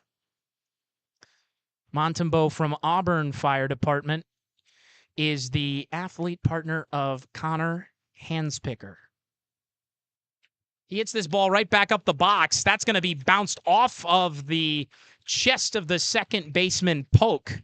And so he'll be safe with an infield single, as the Bravest have 9 hits, and the leadoff batter reaches here in the bottom of the 5th.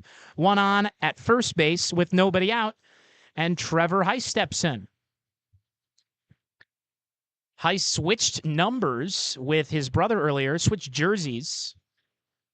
His brother also playing for the team and pitching, Spencer Heiss, number 10. But this is Trevor, who's a Richmond Fire Department guy, and his athlete partner is Maxwell Stedman, playing infield today with an open stance from the right-hand batter's box. Lefty deals high, 1 ball, 1 strike, no outs, runner on first here in the bottom of the 5th.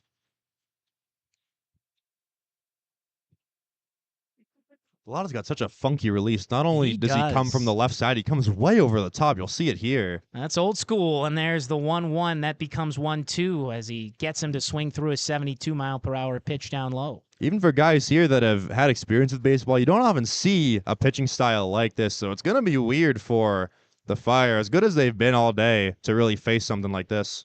That's popped up high in the air on the infield. Catcher goes back to grab it. He's got it. Nice play. Good reaction time there. And there's one away as Bellata's giving him a chuckle as he's like, I didn't know you were going to make that play. He did. 1 down, 1 on at first, as it'll be Adam Kabeski, the infielder and assistant coach here for the Fire, taking a cut. Kabeski from Walpole Fire and EMS. And his athlete partners are Rachel Maxim and Mila N. Demers. So coach stands in with a runner on first and takes a ball inside. 62 on that one, a little slower. 1-0 count here in the bottom of the 5th with 1 out, runner on first base. Fire scored 3 runs in the 1st, 3 in the 4th, and trying to add on here in the 5th, as there's a big swing and miss to even the count out at 1-1.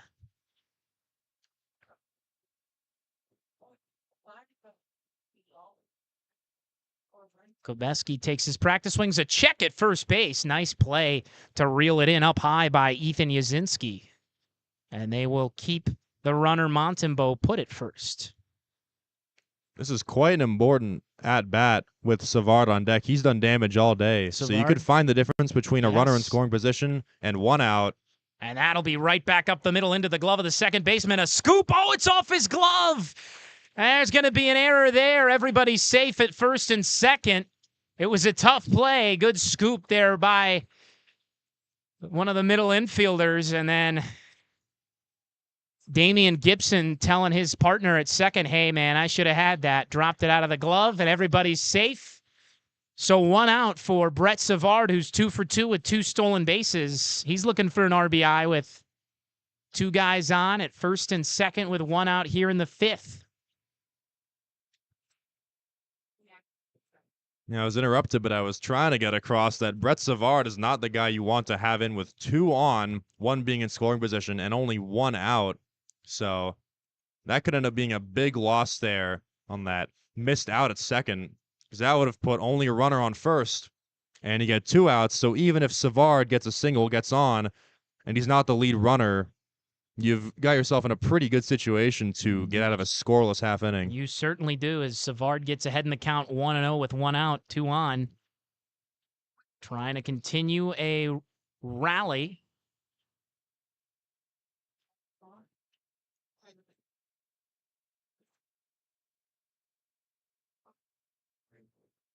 Mark and Scott's not, they've been having a good day over there. Sad I could not get to really work with them today, but they are in Good hands in the press box. Line shot into right, goes down, base hit. They're going to hold the runners at each base, so they go station to station with the bases loaded now as Savard is 3 for 3. Great day for him. That's why he led off today, and that'll bring up Cousins. Will Cousins started the day pitching, only allowed 1 run, no earned, however, and he only allowed 1 hit.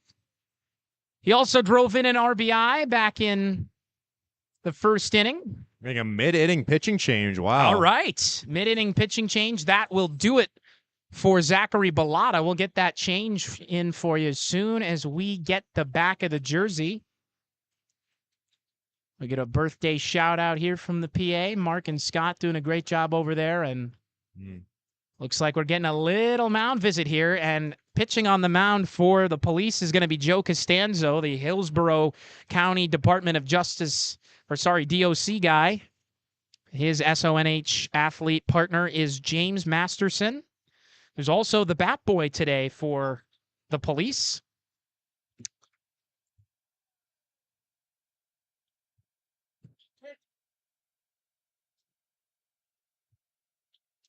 And we are going to actually have a different pitcher. So Costanzo came out. He was actually playing infield. So I apologize for the incorrect name. It's actually going to be Anthony Casal who is pitching. He is also a left-hander. And he's from the Hanover Police Department. And his athlete partner from Special Olympics New Hampshire is Scott Justison, who's actually sitting, or was sitting, about right in front of us. But now he's moved. So he's making his way around. But Casal is pitching and playing outfield today.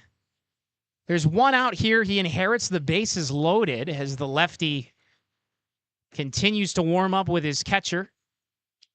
What kind of approach are you coming in here? You got firefighters at every base. Got to escape this jam to hope to keep your team in this game, especially to keep them out of double digits. If that's just for bragging rights, you can't go over to your buddy at the FD and say, hey, we held you guys to under 10.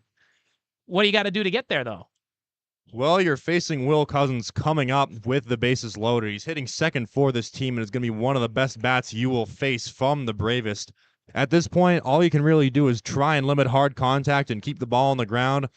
In these warm-ups, he's showing a good repertoire of breaking balls, showing a nice curve a couple of times.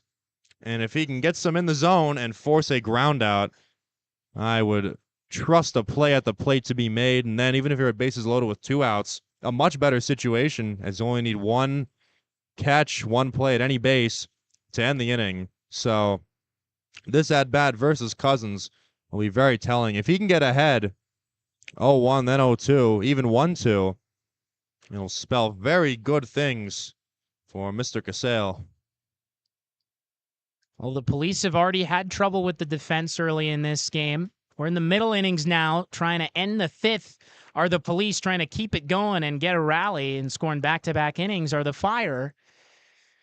The first pitch from Casal with the bases loaded and 1 out in the bottom of the 5th, misses in the dirt down low, blocked well. Ball 1.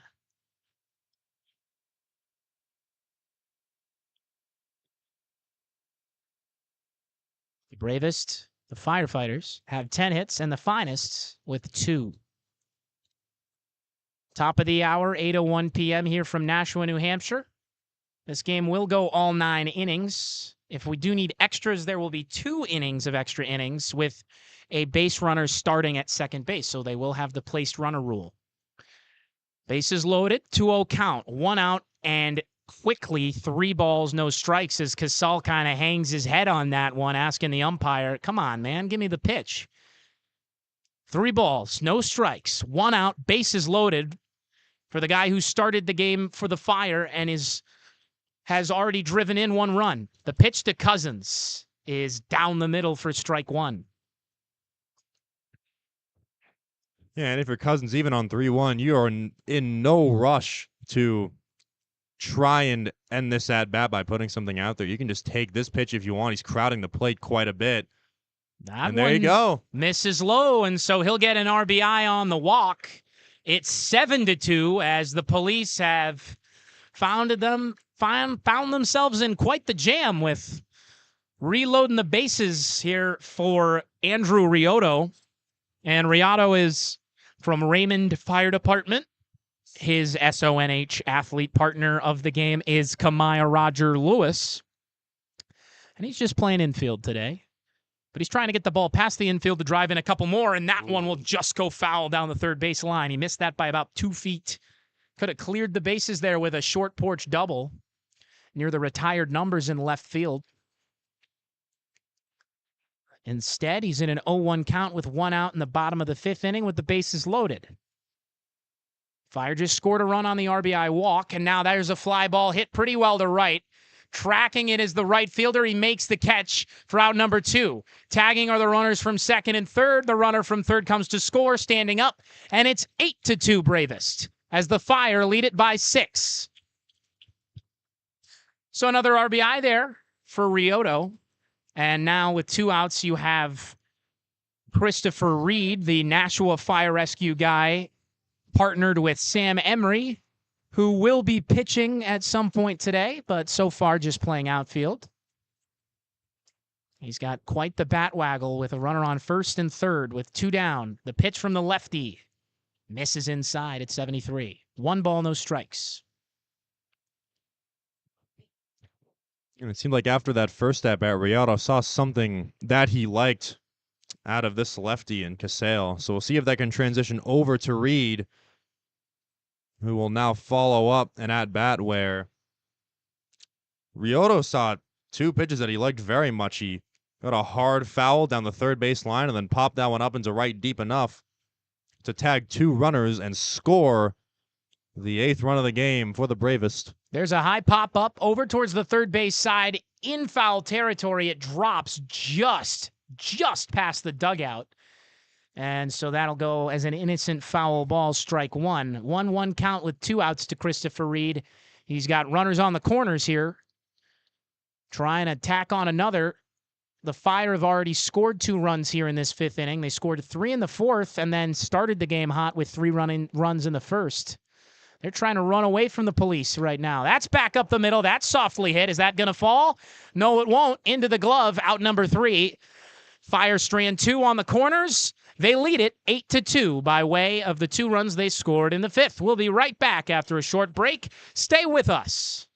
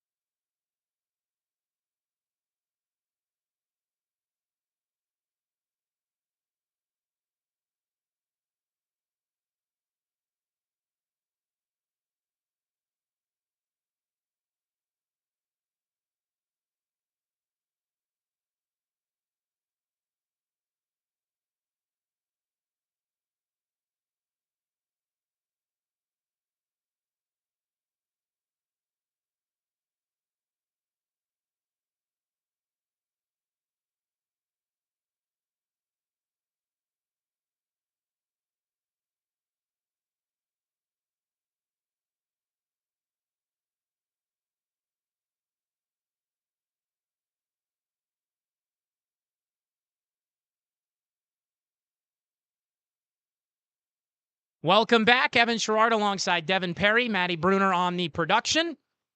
And the police are trying to rally again. They did get 1 in the 5th, but they trail now by 6 again as the Fire were able to tack on 2 in the bottom of the 5th. We go top 6 as Steve Case will take his step in. The catcher, infielder, and assistant coach of this team comes from New Boston PD, is a partner with Carry On Morency, And he's ready to take his cuts here against Heiss, who stays on the mound and delivers one low at 73 for ball one. I feel like at this time we should apologize for a bit of the false advertising, as Michael Montembeau has not stepped away from his position as the catcher of the Bravest.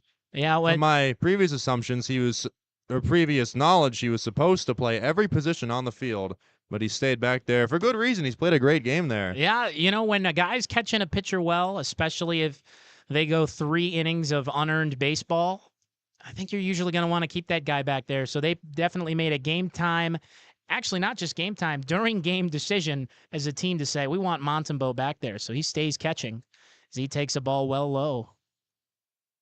2 balls, 1 strike, nobody out, nobody on in the top of the 6th as the Finest try to stage a comeback here in the final of the middle innings. Heiss has struggled with his command at times. When he does find the strike zone, though, he strikes guys out. He's had great command of a curveball with 2 strikes. 3-1. That's on the ground. That's off of Heiss, but it's played routinely by the shortstop.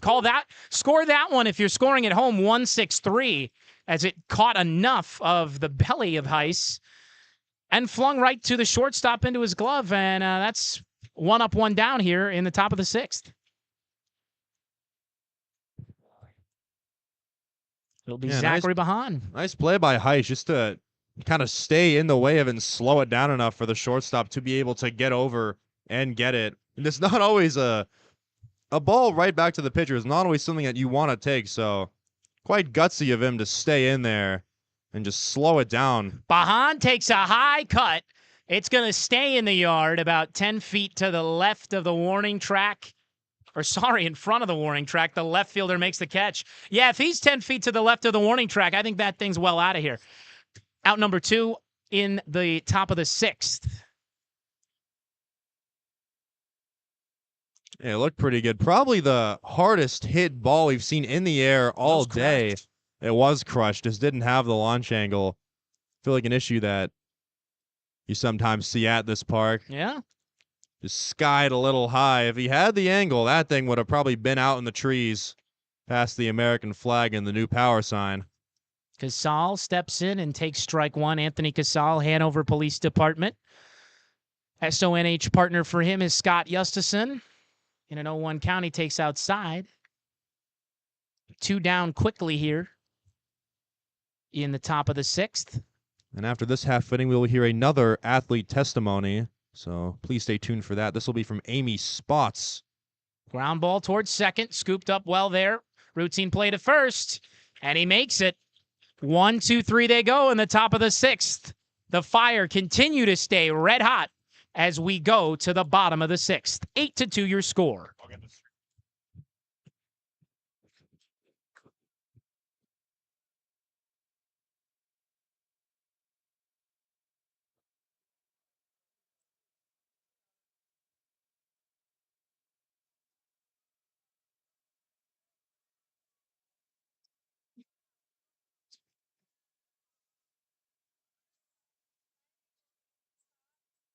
They're 8 years old, and I live in Ashcroft, New Hampshire.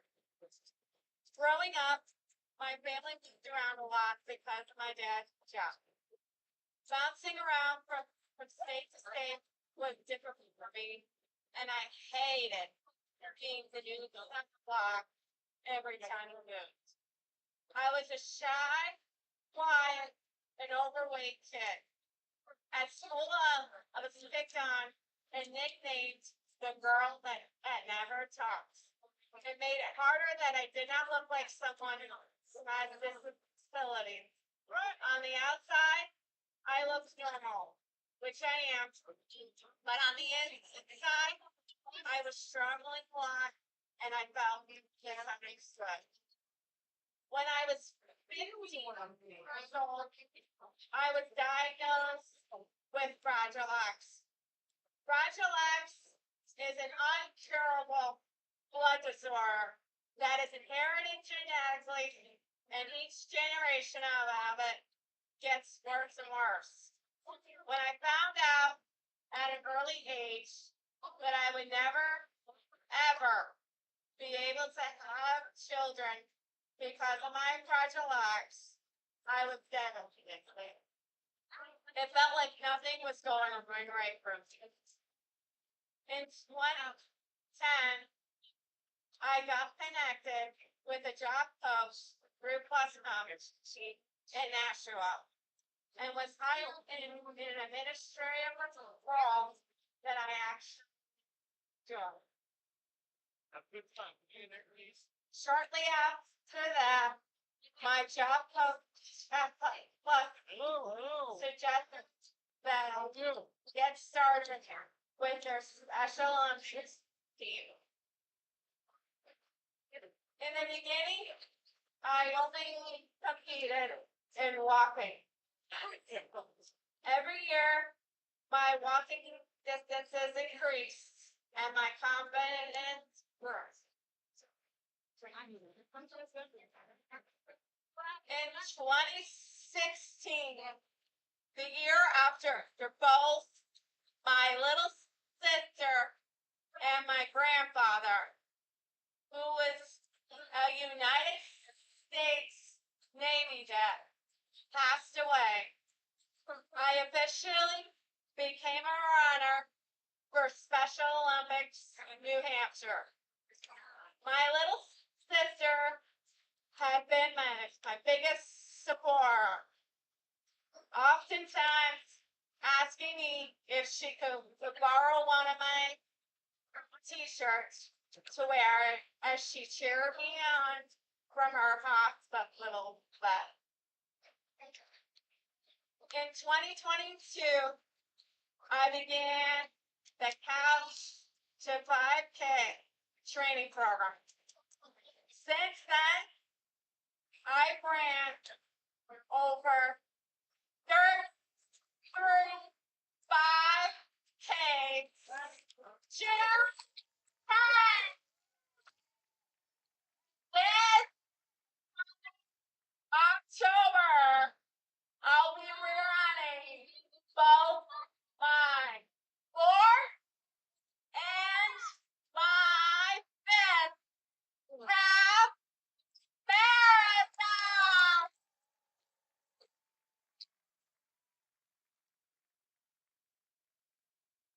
2024 was a year of first.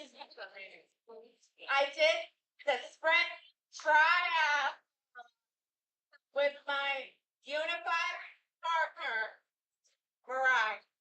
And for the record, I will be doing it again for the 2026, 2027, and 2028 seasons. On top of that, last year, I earned my first Ultra Jack ticket for the 2024 Elliott Millennium Running Series. I'm definitely gunning for another one this year. Special Olympics has empowered me to feel confident in myself and achieve goals that I never imagined possible. I dropped 45 pounds, got a whole new wardrobe, and joined Millennium Running Club.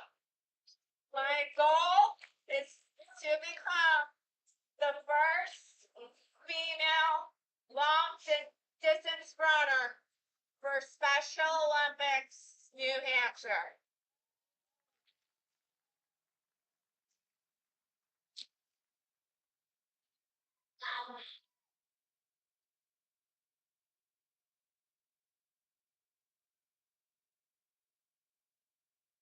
I am so unbelievably thankful and grateful to God for allowing me to be a part of such an awesome organization. Thank you. Got it, girl. Congratulations, Jamie.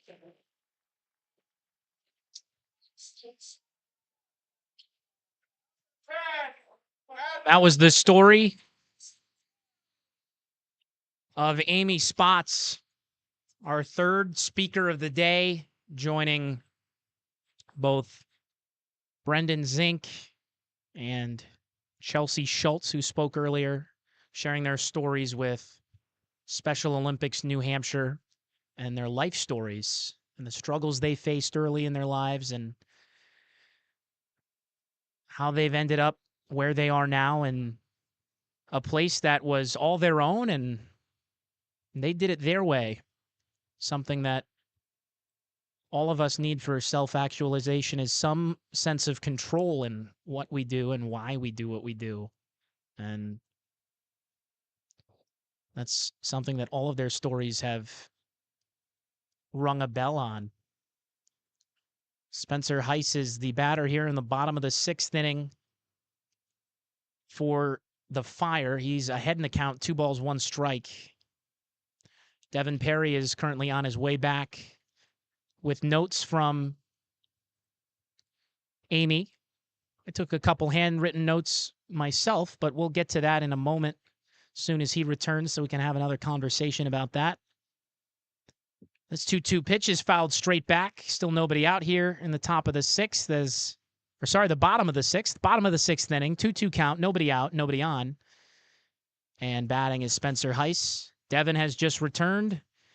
Devin, you've got the script that she read. I took a couple notes myself, but for those at home who were unable to hear what Amy was saying down on the field, Amy Spots was, as a young girl, she was shy, quiet, and overweight, and she was picked on and, in quotes, was called the girl that never talks. And she had said how on the outside she looked normal, and on the inside she was too, but she was really struggling with something that she didn't understand at the time. That was the first thing that really stood out to me about what she said was that she looked normal on the outside, and on the inside she was struggling. And after she said, I look normal on the outside, the next thing she said was, and I am, which is true. And I think that's one of the biggest issues, at least in my own experience, that I have come into contact with other people, is when they will begin to categorize people and other them, if you will, into their own category based on their perception, instead of allowing that other person to tell you who they are and show you who they are. So I thought that was really powerful. But as her story continued, she talked about how she was diagnosed with a rare blood disease or a blood disorder, and she couldn't have kids, and that totally crushed her. And so she really hit a low point there and was struggling in pretty much every facet of her life. And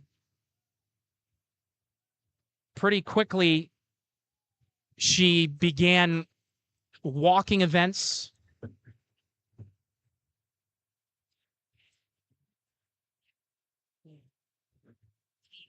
And then she graduated into running events after that.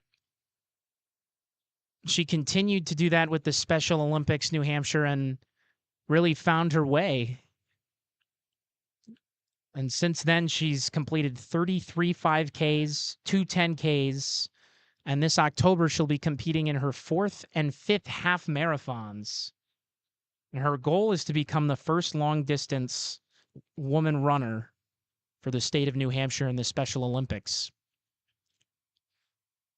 And there was no shortage of heartache for her along her journey, because even when she found her home with Special Olympics New Hampshire, her grandfather and little sister both died in the same year.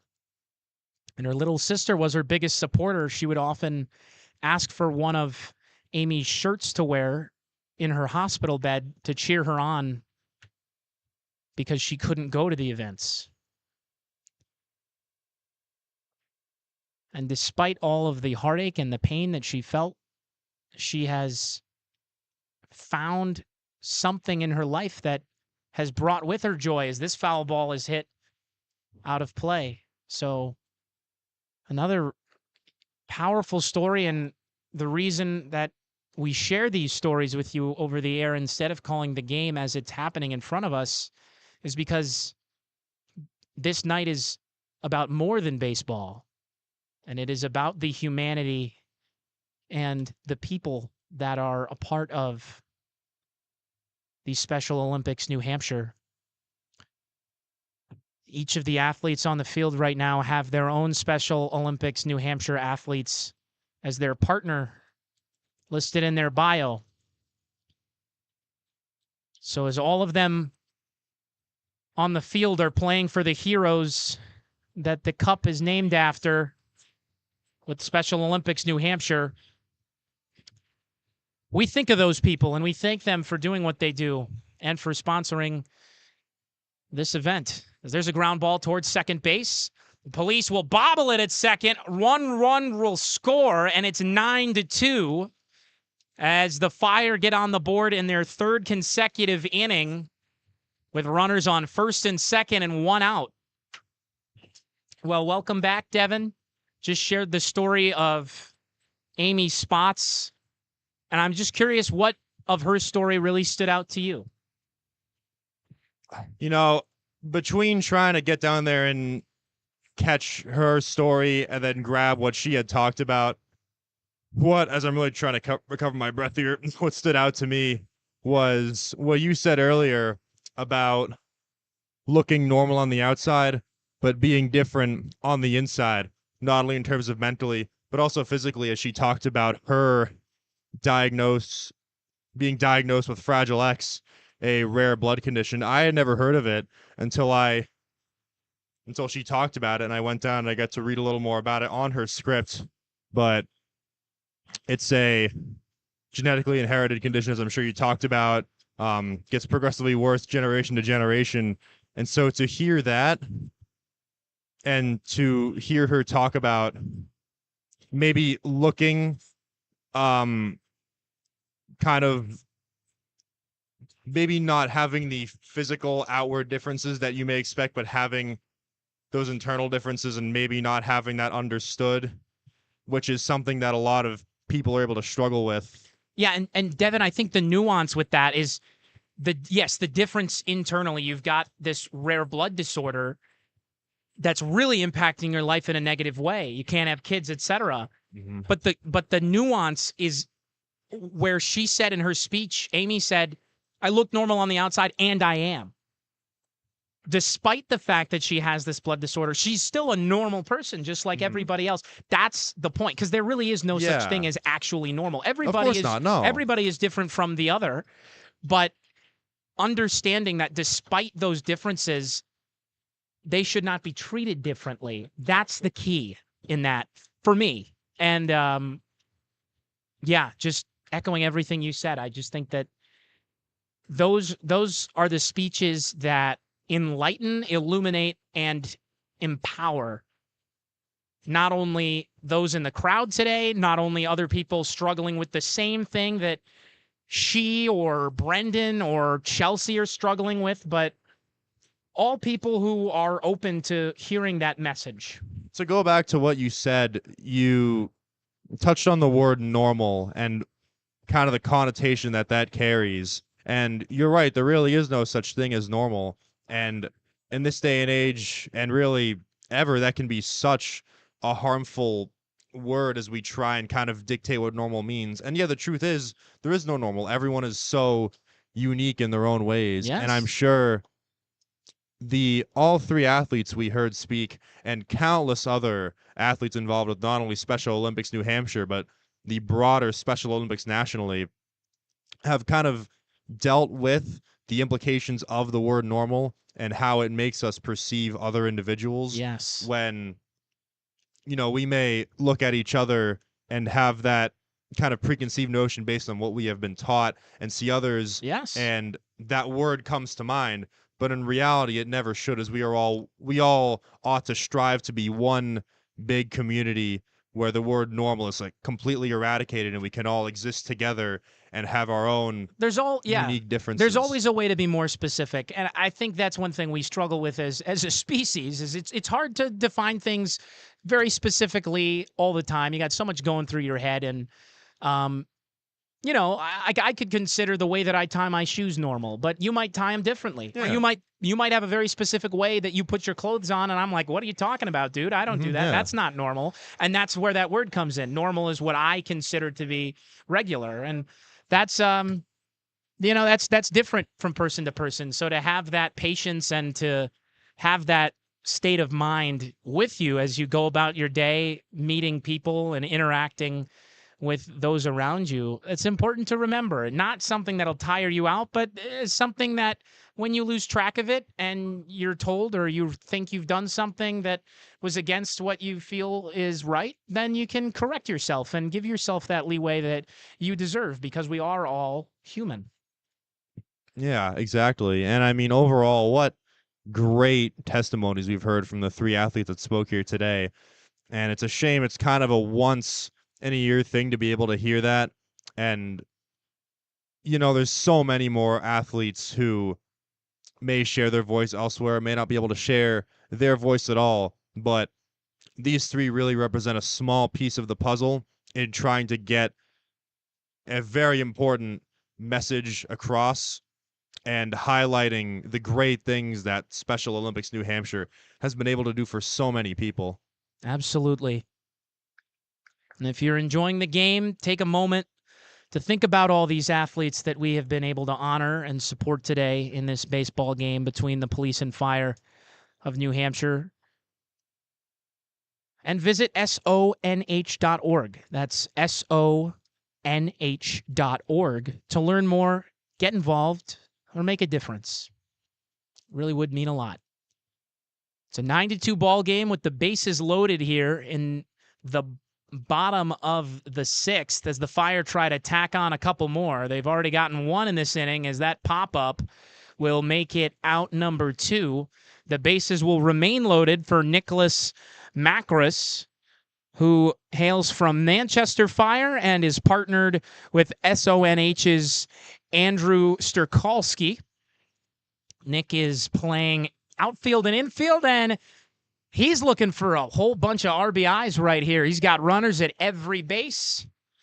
While the police try to put out the fire, the firefighters are going to try to keep the embers burning. A throw over to first that bounces off the glove. They've checked first a couple times in this inning, showing off the arm behind the dish at home plate. 1 ball, no strikes, 2 outs. Bases loaded here in the bottom of the 6th inning. Fire lead it 9-2. You're once again in that situation where all you can really do is just try and limit something from getting into the outfield and allowing just a simple tag from third and then second moving over to third. We saw that earlier, and really you're just stuck in a jam where if you are on the mound for the police, Sam Caston, you kind of just want to at all costs keep this ball on the ground and prevent another run from coming in, because you really want to stop the bleeding here. Already down 7. Swing and a miss makes it 2 balls, 2 strikes here to Macris. Caston getting back into the zone. Yeah, and as you mentioned, they've also made 4 errors, so the Finest have really struggled out in the field as they're looking to strand a bunch of runners here. That will move the count full, though, as that ball misses well down and away. 3 balls, 2 strikes, 2 outs, bases loaded in the bottom of the 6th inning. Nick Macris trying to come through for the Fire, and Sam Caston trying to shut the door on the 6th inning without allowing another run. The full count pitch is taken down low. The second time we've seen an RBI walk. It is now 10-2 as the Fire crack double digits.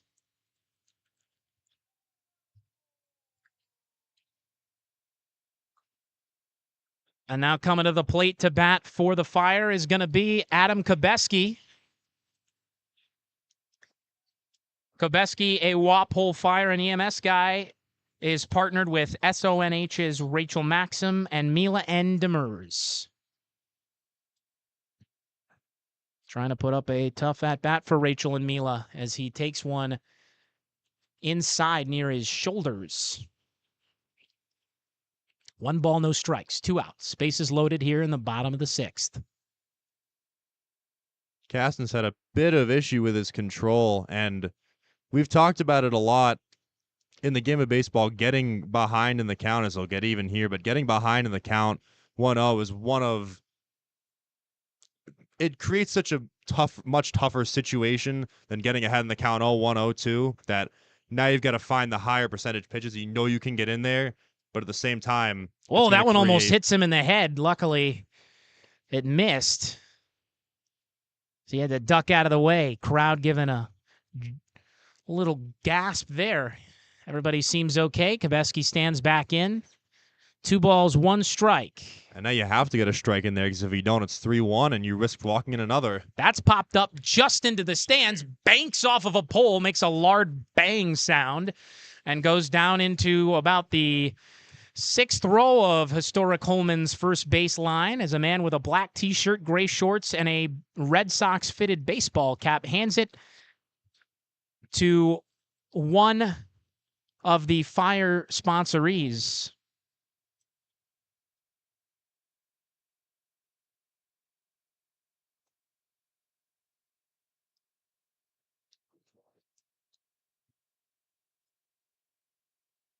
Three balls, 2 strikes. Bases loaded with 2 outs. That's popped up. That's tailing out of play as it hits the concourse and travels up the stands into one of the highest rows, 20 rows back down the first base line. So they'll do it again, full count with the bases loaded here in the bottom of the 6th. Something's got to give. With 2 outs, the Fire try to come through. The Police try to shut things down. Runners go. It's another bases loaded walk, and it is 11-2.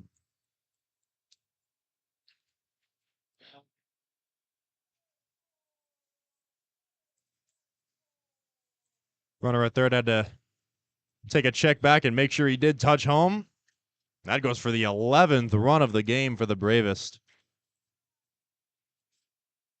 They've had themselves quite the offensive outpouring today. Brett Savard has a chance to go for his 4th hit here. He's 3 for 3, stolen 2 bases, driven in a few runs himself.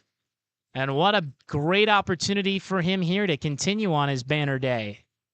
In an 11-2 game and 3 straight innings of scoring runs for the Finest. That ball gets away. Everybody's going. The catcher's going to try and make a tough play. Dive at the plate. He's safe as Batson slides in, and the base is no longer loaded as a wild pitch allows the 12th run of the game. The distance between these two teams becomes 10 as a bang-bang play at the plate comes up for the Fire.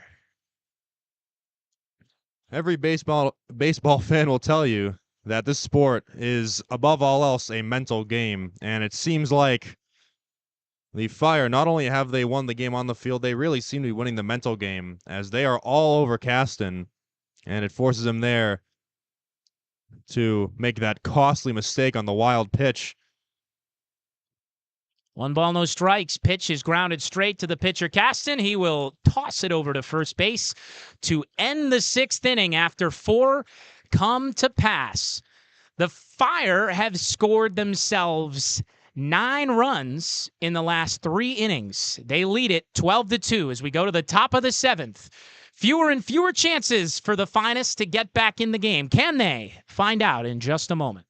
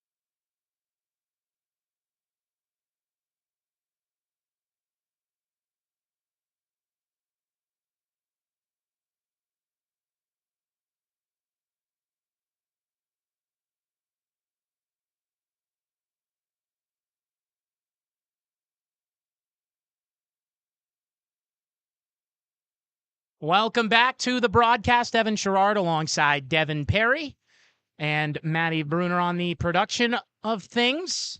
We're proud to bring you the Heroes Cup between the finest and the bravest, the police and the fire of all of New Hampshire, competing here at historic Holman Stadium in downtown Nashua, New Hampshire, home of the six-time FCBL champion Nashua Silver Knights.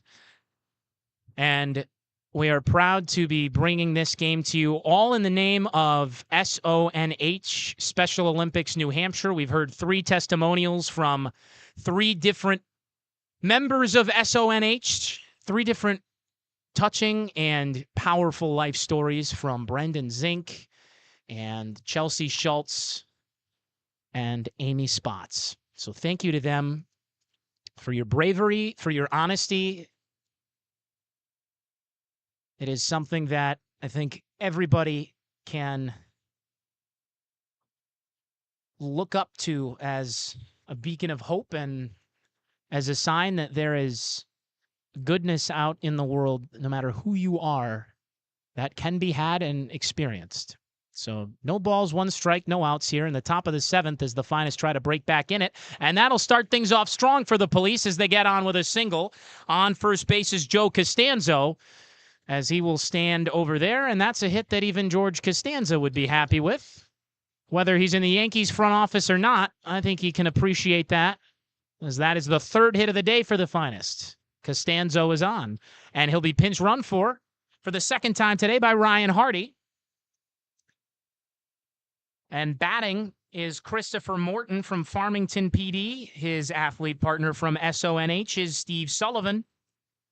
The partners of Ryan Hardy are Carrion Morency, and the partner of Costanzo is James Masterson. So Hardy on first. Batting now is Morton with nobody out, a runner on first, and a ball inside to Morton. Holton Hula has quite some big shoes to fill here for the Bravest. He comes in to a game where his team has only let up 2 runs over 6 innings. Yeah, I got a chance to look at him a bit when I was down there warming up in the bullpen. What'd you see? With Will Cousins. By the way, Will Cousins, add to the bingo card, bullpen catcher. All right. For the starting pitcher for the Bravest. Threw a pretty nice curveball. That's most of what I saw out of him. He's shown it a couple times here. There it is. There it goes. Uncle Charlie misses outside. 3 balls, no strikes. Nobody out, runner on first in the top of the 7th inning.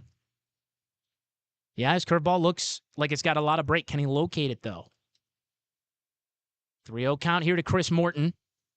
And that is outside ball 4. So 2 straight curveballs in the opposite batter's box will bring Montembeau out to toss the ball to him. So the Fire just had the bases loaded a few times. That's how they rallied up for 4 in the bottom of the 6th. The police trying to do something like that here as we've entered the final 9 outs of the game for both teams. It'll be Damian Gibson batting with 2 on. Gibson, his athlete partner from Special Olympics New Hampshire is Jacob Lane.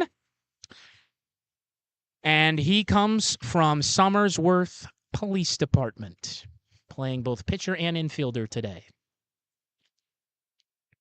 Trying to come through at the plate here with nobody out. Runners on first and second. The pitch misses high.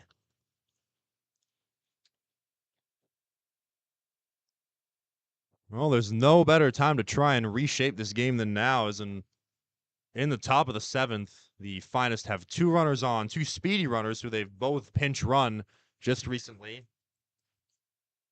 You've got the top of the order up. You're facing a pitcher who, judging by his roster card, is not much of a trained arm on the mound. So if the finest want to do some damage, they've got to get at least 2, 3 this inning. They might get 2 right here. There's a ground ball, and it will just stay a force at second base. Runners on the corners with 1 out, and so they still have a chance to get 1 run in at least from third base. And like you said, you want at least 2 here. You got a runner on first if you can move them up. As Ryan Lever, who hit that RBI double earlier in the game for the 2nd run of the day for the police, stands in with another RBI opportunity right here. 1 out, runners on the corners, and the first pitch to Lever coming up. The pitch is high. So it seems like he's found the command east to west, but now north to south becomes a problem as Colton Howell, who was just slated to play infield today, is trying his luck on the mound. He's gotten one out, but he does have runners on the corners that he's both responsible for. There's a beautiful curveball that finds the outside part of the plate for strike one. Count now 1-1.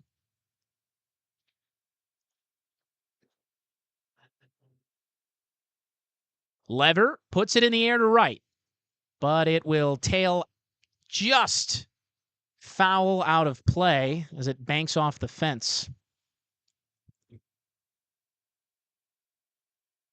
Lever now in a 1-ball, 2-strike count with 1 out. You know, I've been trying to ascertain why Howell has been called upon to pitch as someone on the roster as an infielder when you've got a few pitchers at your disposal. But he was slated to pitch from the start of today. And I guess it comes back to the idea. There's a line shot into right. That'll score a run. RBI single for Lever. So he's got a pair of runs batted in. And they will go from first to second and from home to first. All with 1 out. The Police do get one back. They've scored 2 runs in their last 3 innings, but they've been outscored 6-2 in that period as they try to keep the hitting thing going here with Jeff Brown from Farmington Police Department. His athlete partner from SONH is Hannah Prowl. First pitch curveball misses outside. 1 ball, no strikes.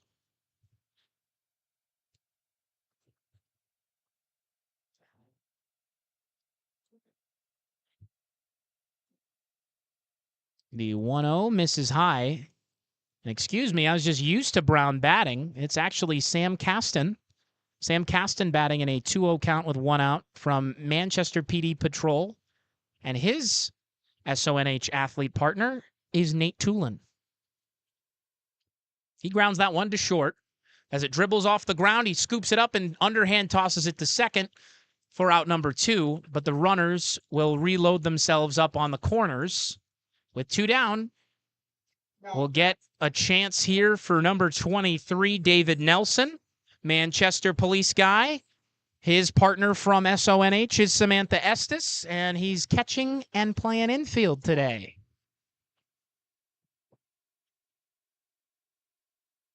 Well, what I said may come to pass. You've got a chance to bring in a second run towards the top of your order. You'd love to score that runner from first. If you could make it it'll be a 7-run game, you've got a chance to come back in the waning hours of this match at Holman. You definitely do. Runs have come in bunches in this game. The Police are still waiting for their first multiple run inning. This could be it. He checks his swing as he likes that ball down low. 2 balls, no strikes, 2 outs. Runners on the corners here for New Hampshire's finest as they try to tack on a second run, if not more. That's softly hit on the ground to short. Long throw to first is in the glove, well scooped over there by the converted pitcher Heiss, and that will do it for the top of the 7th as they leave 2 on. It is 12-3 as the fireworks will be coming out after this game ends, so stay tuned for that. We'll tilt you up. You can watch them after the game, but the firefighters still lead it. 12-3 as we go, stretching time.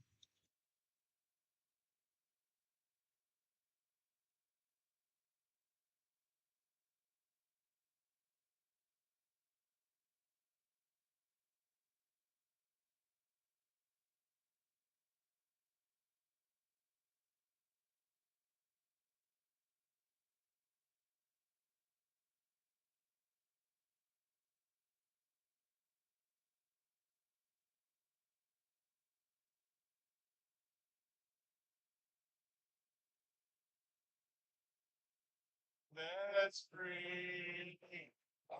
Let us all be full for a lesson open.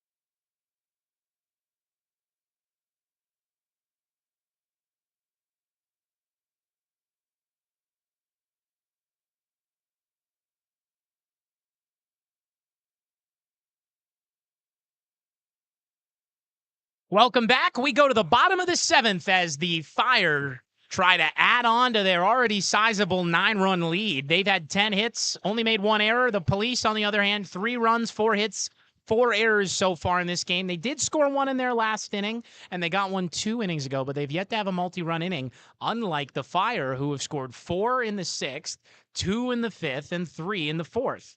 So they have been tacking runs on in a hurry in the middle innings as we reach the 7th, as Will Cousins tries to put one into the outfield again. He's had a couple of hits, and he will send that one high on in the infield. Pitcher calling for it. He'll make the play as Caston's got it. 1 up, 1 down. Good on Caston after a bit of a tough inning to just get one quick out. Sets you up really nicely for these next two. It is going to be Rioto and Reed, but with 1 out and 0 on, you've got a little bit of room to kind of play with your food here, so to speak, and you're not stressed so much to really get ahead in the count. And you can kind of work this count a little as your 3 and 4 hitters come out for the Bravest. Rioto takes strike 1 outside. No balls, 1 strike to Andrew Rioto. Raymond Fire Department guy. His partner is Camilla Roger Lewis.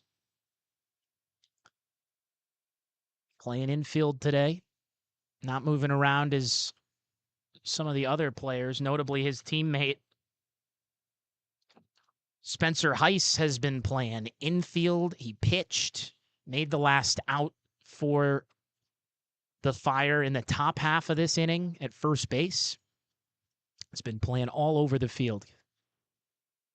As we near the top of the hour, 8:53 p.m. here at Historic Holman Stadium, strike 3 called as Rioto goes down looking for the second out of the bottom of the 7th, and that will bring up Christopher Reed, a Nashua Fire Rescue guy who's partnered up with Sam Emery. Reed will be pitching and playing outfield as we get late into the game, and the night, I guess, gets a little cooler. But Devin, I don't know about you, it's still really muggy out here, and I can't. I mean, I'm in pants. That was a mistake. I should be in shorts today. You know, I left my house this morning and I was in pants and I walked outside And to you walk my back inside home and in put on Sterling, Mass. shorts. I put on shorts. I put on these right here. And yeah, Ground ball to short. Fires to first in time. That will do it. 1-2-3 for what seems like the first time in a long time. Go the Fire. It's 12-3. Finest coming up in the top of the 8th.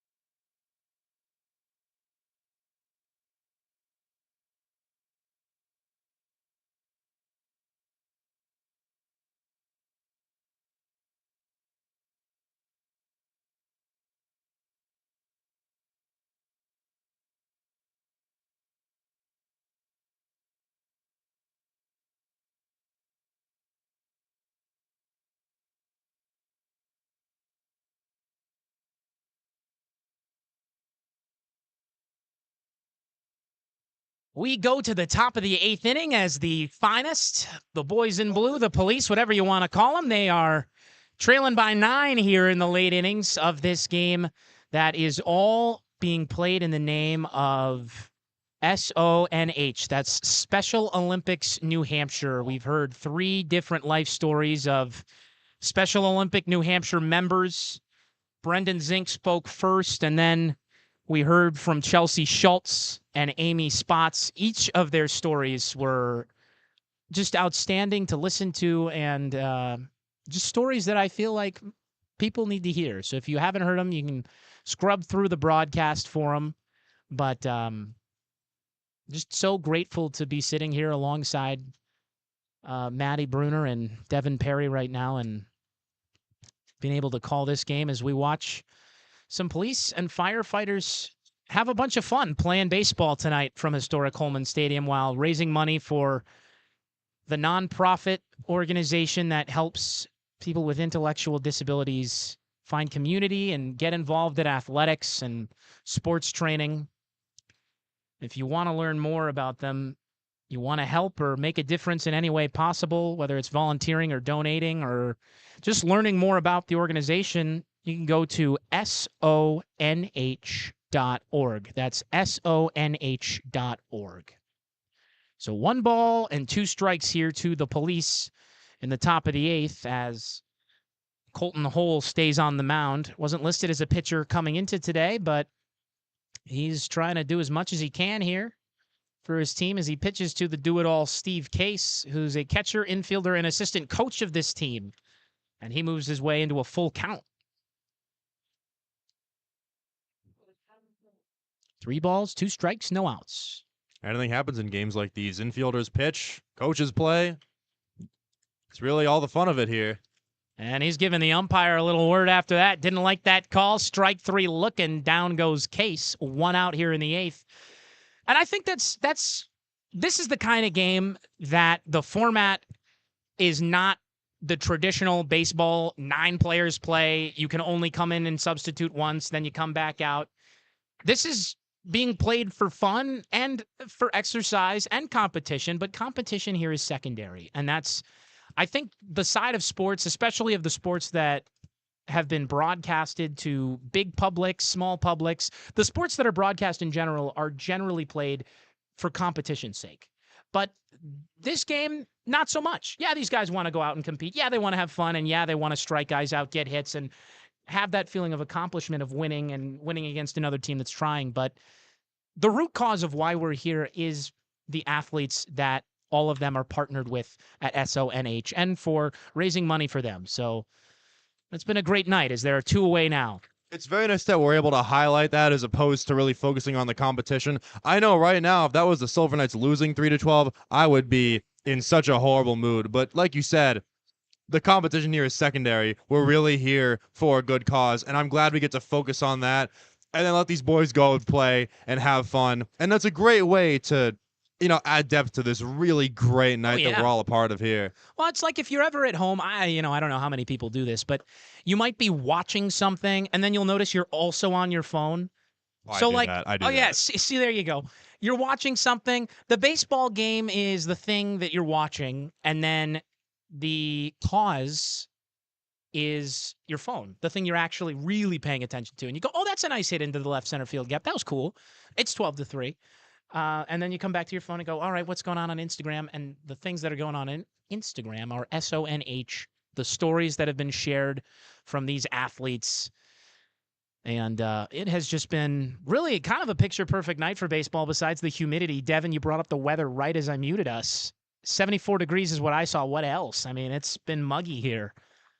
I'm jealous of the air conditioning. We're out here in an unair-conditioned booth. Pretty much. I mean, the humidity is killing what would probably be otherwise a perfect night. I normally would love a 74-degree night. We've had some nights where it gets up into 80, days where it gets into 90. It can get hot here in Nashua, and likewise, it can also get a lot worse the other way. We've had early in the season some cold nights. Hey, man, I We've had love the rainy cool nights. games. I'll take those any day. I'll take those. 50 degrees, who cares? For us, when it gets hot in here, it is nice to be able to kind of enjoy a little cool air coming into this really hot press box that we occupy day in and day out. Enough about the weather, though, because Sal was just plunked on the inside leg. He's the first hit batsman that I've seen today, so luckily he's all right. Pitches too. We have, so guys have run quite in, yeah. They've been nimble, able to get out of the way, and so that's the first base runner here for the Police. They have 2 outs, a chance to start a rally as we've hit 9 o'clock here. This game started around 6:17 p.m. 9:01 p.m. the time local here in New Hampshire. Thank you for joining us. Evan Sharrard with Devin Perry and Madi Bruner on the production. There's a ground ball foul down the third base line as Matt Barcelo, infielder, assistant coach, firefighter extraordinaire from Auburn Fire Department, scoops that up and fires it over to first base, who will then toss it over to his pitcher. And so the 5-3-1 assist to the next pitch has reached the one, who will take his spot back on the mound and deal to Joe Costanzo in a 1-1 count with 2 outs and a runner on first in the top of the 8th. That breaking ball misses up high and away, and it's 2-1.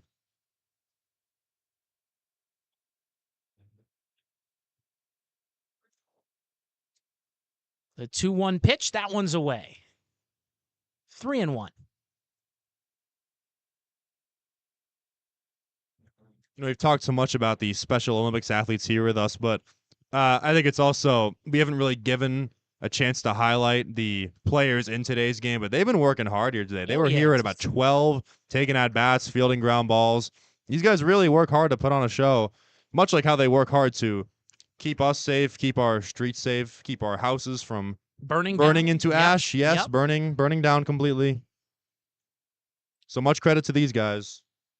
Well, the runner was going anyway. It is going to be a walk, and then the giddy runner looking to go for second base is Anthony Casale, but instead, runners on first and second, and here comes Chandler Polk from Guilford Police Department. His SONH athlete partner is Nate Webb, And he's going to try and come through for Nate right here and drive one into the gap, score a couple of runs, maybe make this a 12-5 ball game, or something we haven't seen yet. We've seen a single, we've seen a double, we've seen a triple.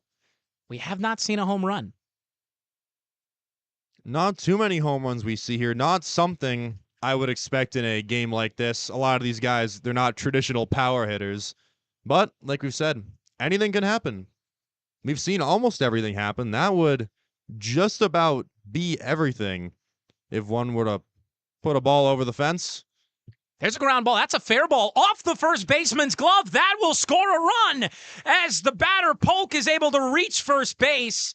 And a bizarre fashion that run comes in. It's 12-4 on another RBI single. So Polk brings one in. 12-4. They still trail by 8. And now batting is Christopher Morton with the runners on the corners. Morton comes from Farmington, PD, and he is partners with Special Olympian from New Hampshire, Steve Sullivan. He's a pitcher, infielder, and outfielder. I think another thing that we have not actually talked about the Special Olympics here in New Hampshire is a lot of these athletes are not what you'd traditionally think of as younger athletes who are in their 20s, and you start to, wow, that ball's crushed. That's hit well into right center field. We got to stop. We tried to dive for the ball, and both outfielders fall down. It's going to be at least an RBI double. It drives in 2 runs, and it is 12-6. That's a big-time hit. Just as I was trying to get to a point there, we'll get right back there. Yes, the finest art coming back as Mark and Scott are having a great time in the PA booth over there, doing a great job today. These athletes, a lot of them are in their 40s. Some of them are in their upper 30s. But they're able to compete and have fun at pretty much the highest level. I mean, we've had people going to the World Special Olympics in Berlin and competing and winning 3 silver medals there. That was Chelsea Schultz in powerlifting.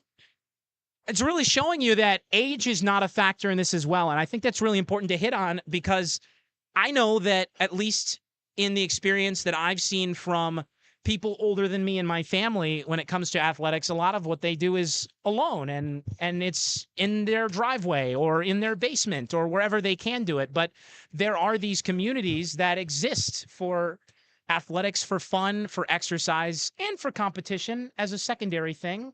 But once you get to the Olympics, you know, you're competing to win as well.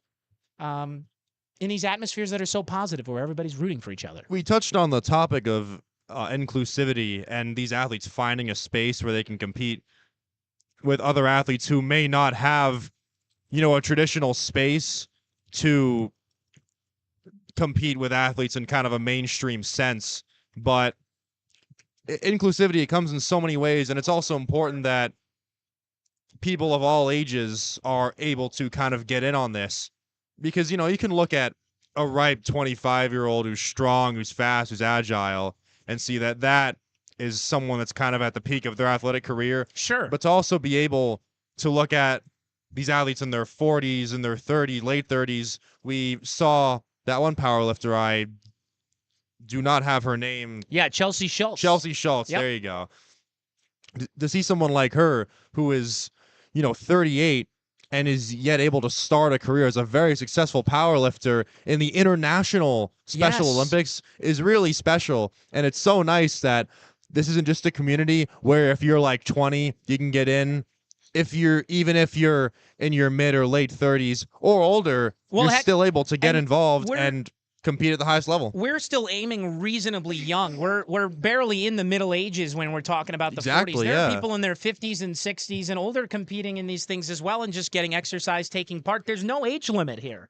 And I think that's something that's really important and can go, especially from a younger demographic like ours, can totally go unnoticed, because we're not there and we don't know what that's like. So we're used to being in the midst of all the athletic competition, and that's something that that's not exactly the goal of SONH. The goal there is for inclusivity and for joy and some level of competition, but more so the inclusivity part to be present in being a healthier person and getting the exercise that you need and your body needs to function as well as you want it to. It's really just a great way to it's a great outlet to find self-actualization and self-confidence and lifetime companionship. It's really impressive what they've done. What you said really made me think, and I kind of now want to say this. As someone that's been involved in sports my whole life, as someone that, even though I wasn't the caliber of athlete to really play in college, I continued to be involved in that sphere, and I've always felt very passionate about sports, and am more so about winning sports. I love seeing this team win. I love seeing my school win. But having an event like this really makes me step back and think about what we're all doing here and what Yes. this is really all about. Yes. And I mean, at the end of the day, sports, they're not really a competition. It's a game. We're out here playing a game and we are all having fun. And I think this and other events that we've done here throughout the summer have really made me realize that it's not always about winning or about beating your opponent mercilessly into the ground. It is about having fun and having a space for others to get out, get some exercise, and really find a place that they belong within the athletics community. Absolutely. Very well said, Devin. And Thank you. Yeah, you're welcome. I think the reason that I am in sports is for the stories that are told through them, the microcosms of life, as that ball just missed nailing Spencer Heiss in the head. Thank goodness it didn't. He's in a 3-1 count here in the bottom of the 8th with nobody out. But it's the exciting, it's the mundane, it's the heartbreak, and it's the redemption. It's all of those things from the extremes to the mild. There's so much feeling, human feeling in sports that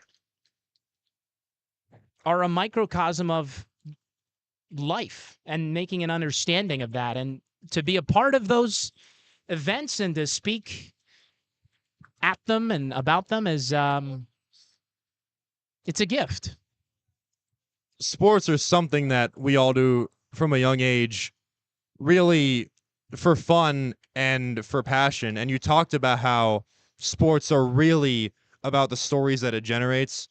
And as someone that came up through a pretty small D3 school and was able to see all of the storylines speak to the athletes there, and then coming to something like this where you get to meet athletes from all different backgrounds, and now the event here we have here today, and to be able to hear those stories from those athletes really puts it all into perspective about just how important it is to find the humanity in sports. When you get to the highest levels, I feel like a lot of us tend to kind of lose the main idea. Oh, yeah. And we're all so intense and focused on, is my team winning? How's my team doing? My team sucks. I'm Well, how about in a terrible mood. How about the people on those teams? I know they're paid Exactly, yeah. lots of money, but they are human beings. As that ball is swung on and missed.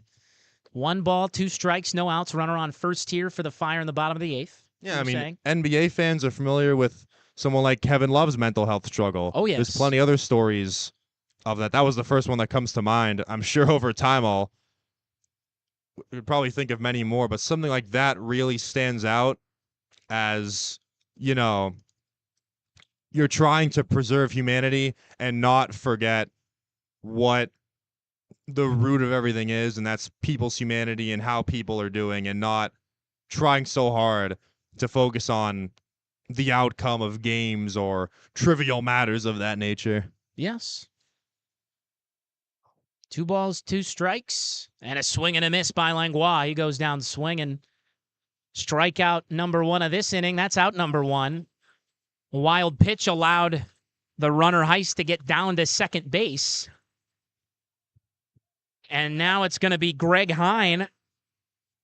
Hine comes from Pelham Fire Department, and he is the athlete partner with our very own PA announcer, Scott McCullough. So, Scott, keep doing what you're doing over there in PA, and we'll see if your guy Hine can come through for you. Runner on second base. Fire trying to extend the lead. They lead this one 12-6 as that ball gets away. 1 ball, no strikes, 1 out. Runner on second here in the 8th. Someone just went to briefly warm up for the Bravest, so we'll have a closing pitcher coming in soon. And really, I think the root of the baseball game, which, that's been kind of secondary, as we've said.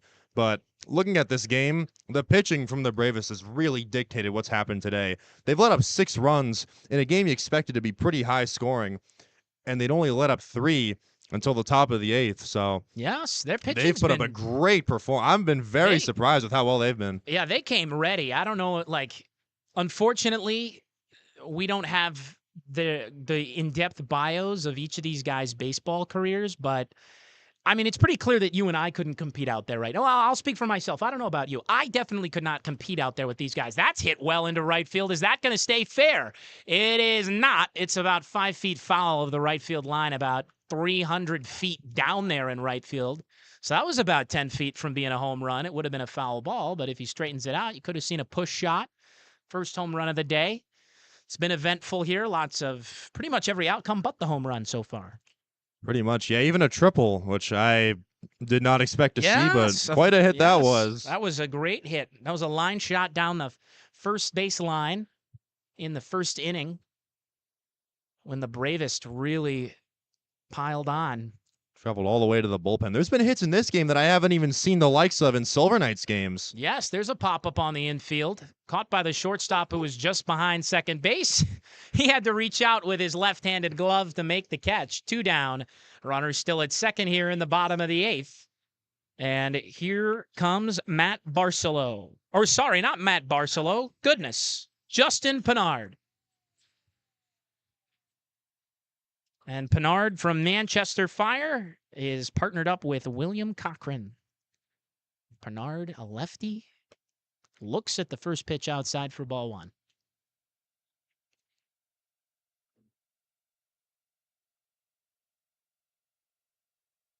In a game that's been filled with position changes, 1 through 20 batting orders, and just plenty of life. There's no real other way to put that. Just the stories that have been shared today. Pinard stands in. Got to the point where you tossed aside your own scorebook for the night, something I never thought I'd see. Yeah. But it's really allowed us to focus on the root cause of this game today, which has been quite nice. It's all for SONH, the Special Olympics New Hampshire. You can go to sonh.org for more information on how you can get involved. If you'd like to donate, if you just want to learn about their next event and attend it, or you just want to learn a little bit about it, or you want to volunteer. All of that information is available on sonh.org. We urge you to go. It's a great organization that's changed thousands of lives. And this is just the organization in New Hampshire. And there are organizations like it for the Special Olympics all around the country. So that'll do it for the 8th inning. We go top of the 9th. Last chance for the finest. They trail by 6. It's 12-6.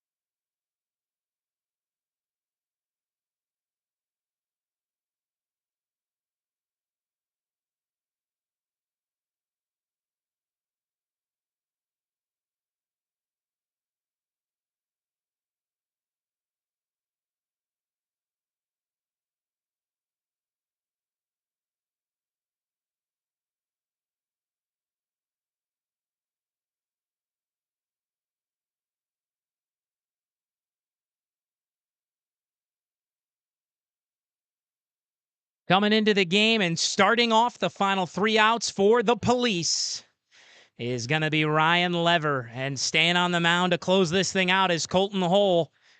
He was only listed as an infielder coming into today, but he has hurled a few innings out there. He's allowed a bunch of runs for the Fire, but he currently holds a 6-run lead. And things look slim for the Police, but one last chance here in the 9th. Ryan Lever stands in. Partnered up with Josh Janvrin, who watches on, hoping that he can come through for him. And the Manchester Police Department guy will take his at-bat here in the top of the 9th. Fire trying to close this thing up and hold bragging rights over the entire state of New Hampshire police officers. The Holman hecklers are used to seeing quite some incredible comebacks here, especially as of late, but down 6 runs, it's quite a tough ask to bring yourself back into this game with only 3 outs to do it. You never know as that one is You fouled never off do. towards the Police dugout, and it's a 1-1 count with nobody out and nobody on in the top of the 9th. And like I said before, we've seen almost everything this game. We so have no home runs. I'm waiting for the home a run. comeback with a home run would be like, yep, I expected that. That would be electric. That ball up Oh, high. that would make such a great night. 2 balls, 1 strike, no outs. Ryan Lever waiting patiently, trying to work his way on base. Start a rally late. There's a hard hit ground ball on the ground to third. Scooped up easily there, and the play is made again. We've seen a lot of great infield throws. Got to hand it to him. There have been 5 errors in this game, but most of them have been bobbles, not throwing errors. Yeah, that was a very nice infield play. The Bravest have shown some great defensive tenacity. That was just one of many fantastic plays they've seen. You know, you're not coming into this game maybe expecting the level of plays you see when you come and watch the Silver Knights, but Yeah, we've been very it's pleasantly competitive. surprised. Yes, It's been quite a competitive game. It's been exciting. They've put good hits on. It doesn't look like I'm out there. It does not look like I'm playing every position. And you're like, okay, when's this guy last played organized baseball? Answer, never. These guys look like they've been playing a lot. Look like they've been practicing a lot. That's popped up That they out have. of play. Yeah, This is a big deal for them. This is bragging rights over the entire state between public departments like the police and fire. That's huge. You know, as much as we say it's not just about the game, I'm sure both of these teams would love to hold that over the other's heads. Yeah. You absolutely want to win. But the reason you're out there is not to win. But you still want to win. Of course. There's a fly ball into right center field. It might drop. It won't. Oh! Catch. He dives and saves it out. Wow, what a play. Brett Savard, have yourself a day. He's gone 4 for 4. He's stolen a run right there with a beautiful diving catch in right center field. And he nearly threw a guy out at third base. So Brett Savard, Nashville Fire Rescue, all of you watching at home who are coworkers with him, if you're a superior, give this guy a raise the way he's playing. My goodness. I kind of want them to give away a game MVP with the way this guy's been playing. Just such an incredible performance out there. And that catch was for Chelsea Schultz, who is his sponsored player from SONH. That ball upstairs. 1 out remaining. Police trying to stay alive by the skin of their teeth. Nobody on. Ball bounces in the dirt, and it's 2-0 with 2 outs. Yeah.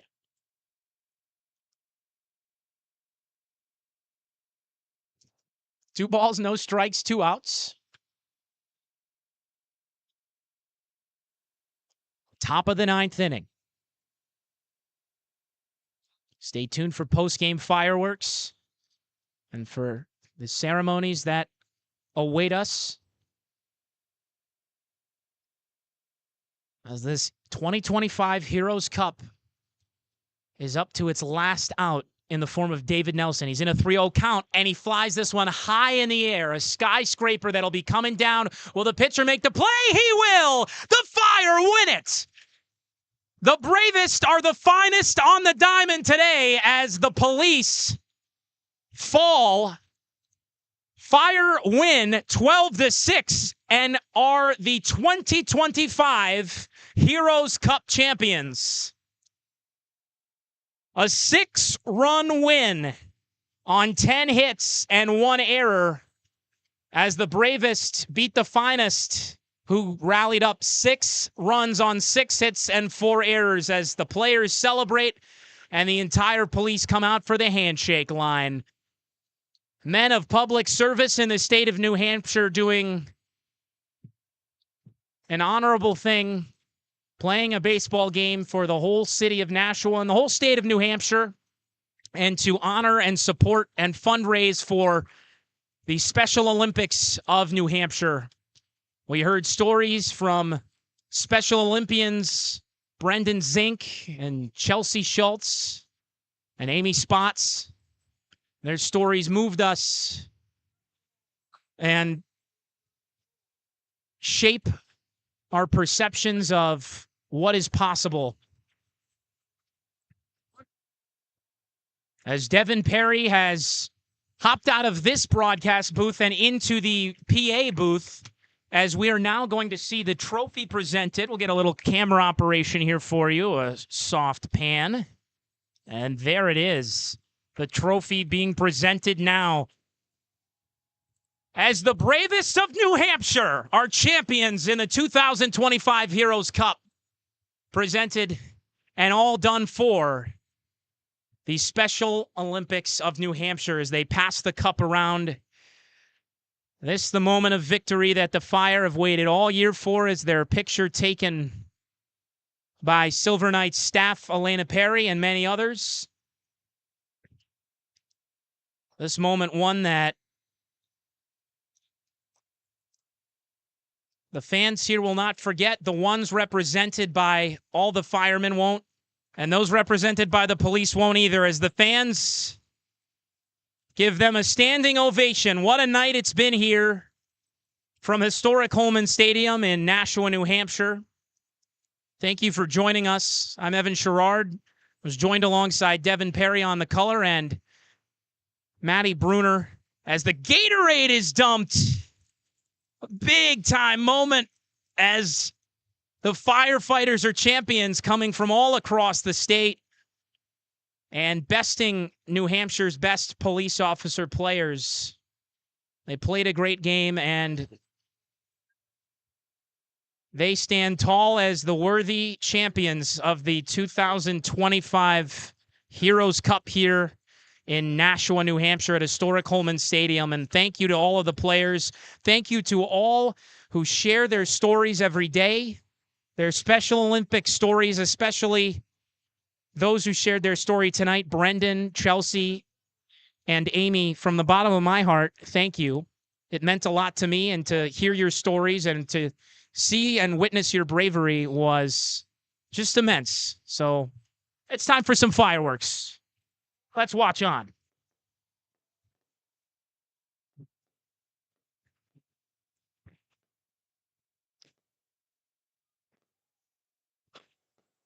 For Evan Sharrard, Devin Perry, Madi Bruner, and AJ Mitchell, who could not be broadcasting with us today, but was present and making this event possible. For all the staff of the Nashua Knights, everyone at Special Olympics New Hampshire, the fire and the police of New Hampshire, thank you for watching. Enjoy the fireworks, and good night from Nashua, New Hampshire. The Bravest win this game 12-6. Go to SONH for more information, sonh.org. To learn more, to volunteer, to donate, to help out, and to be a part of the Special Olympics New Hampshire. Good night.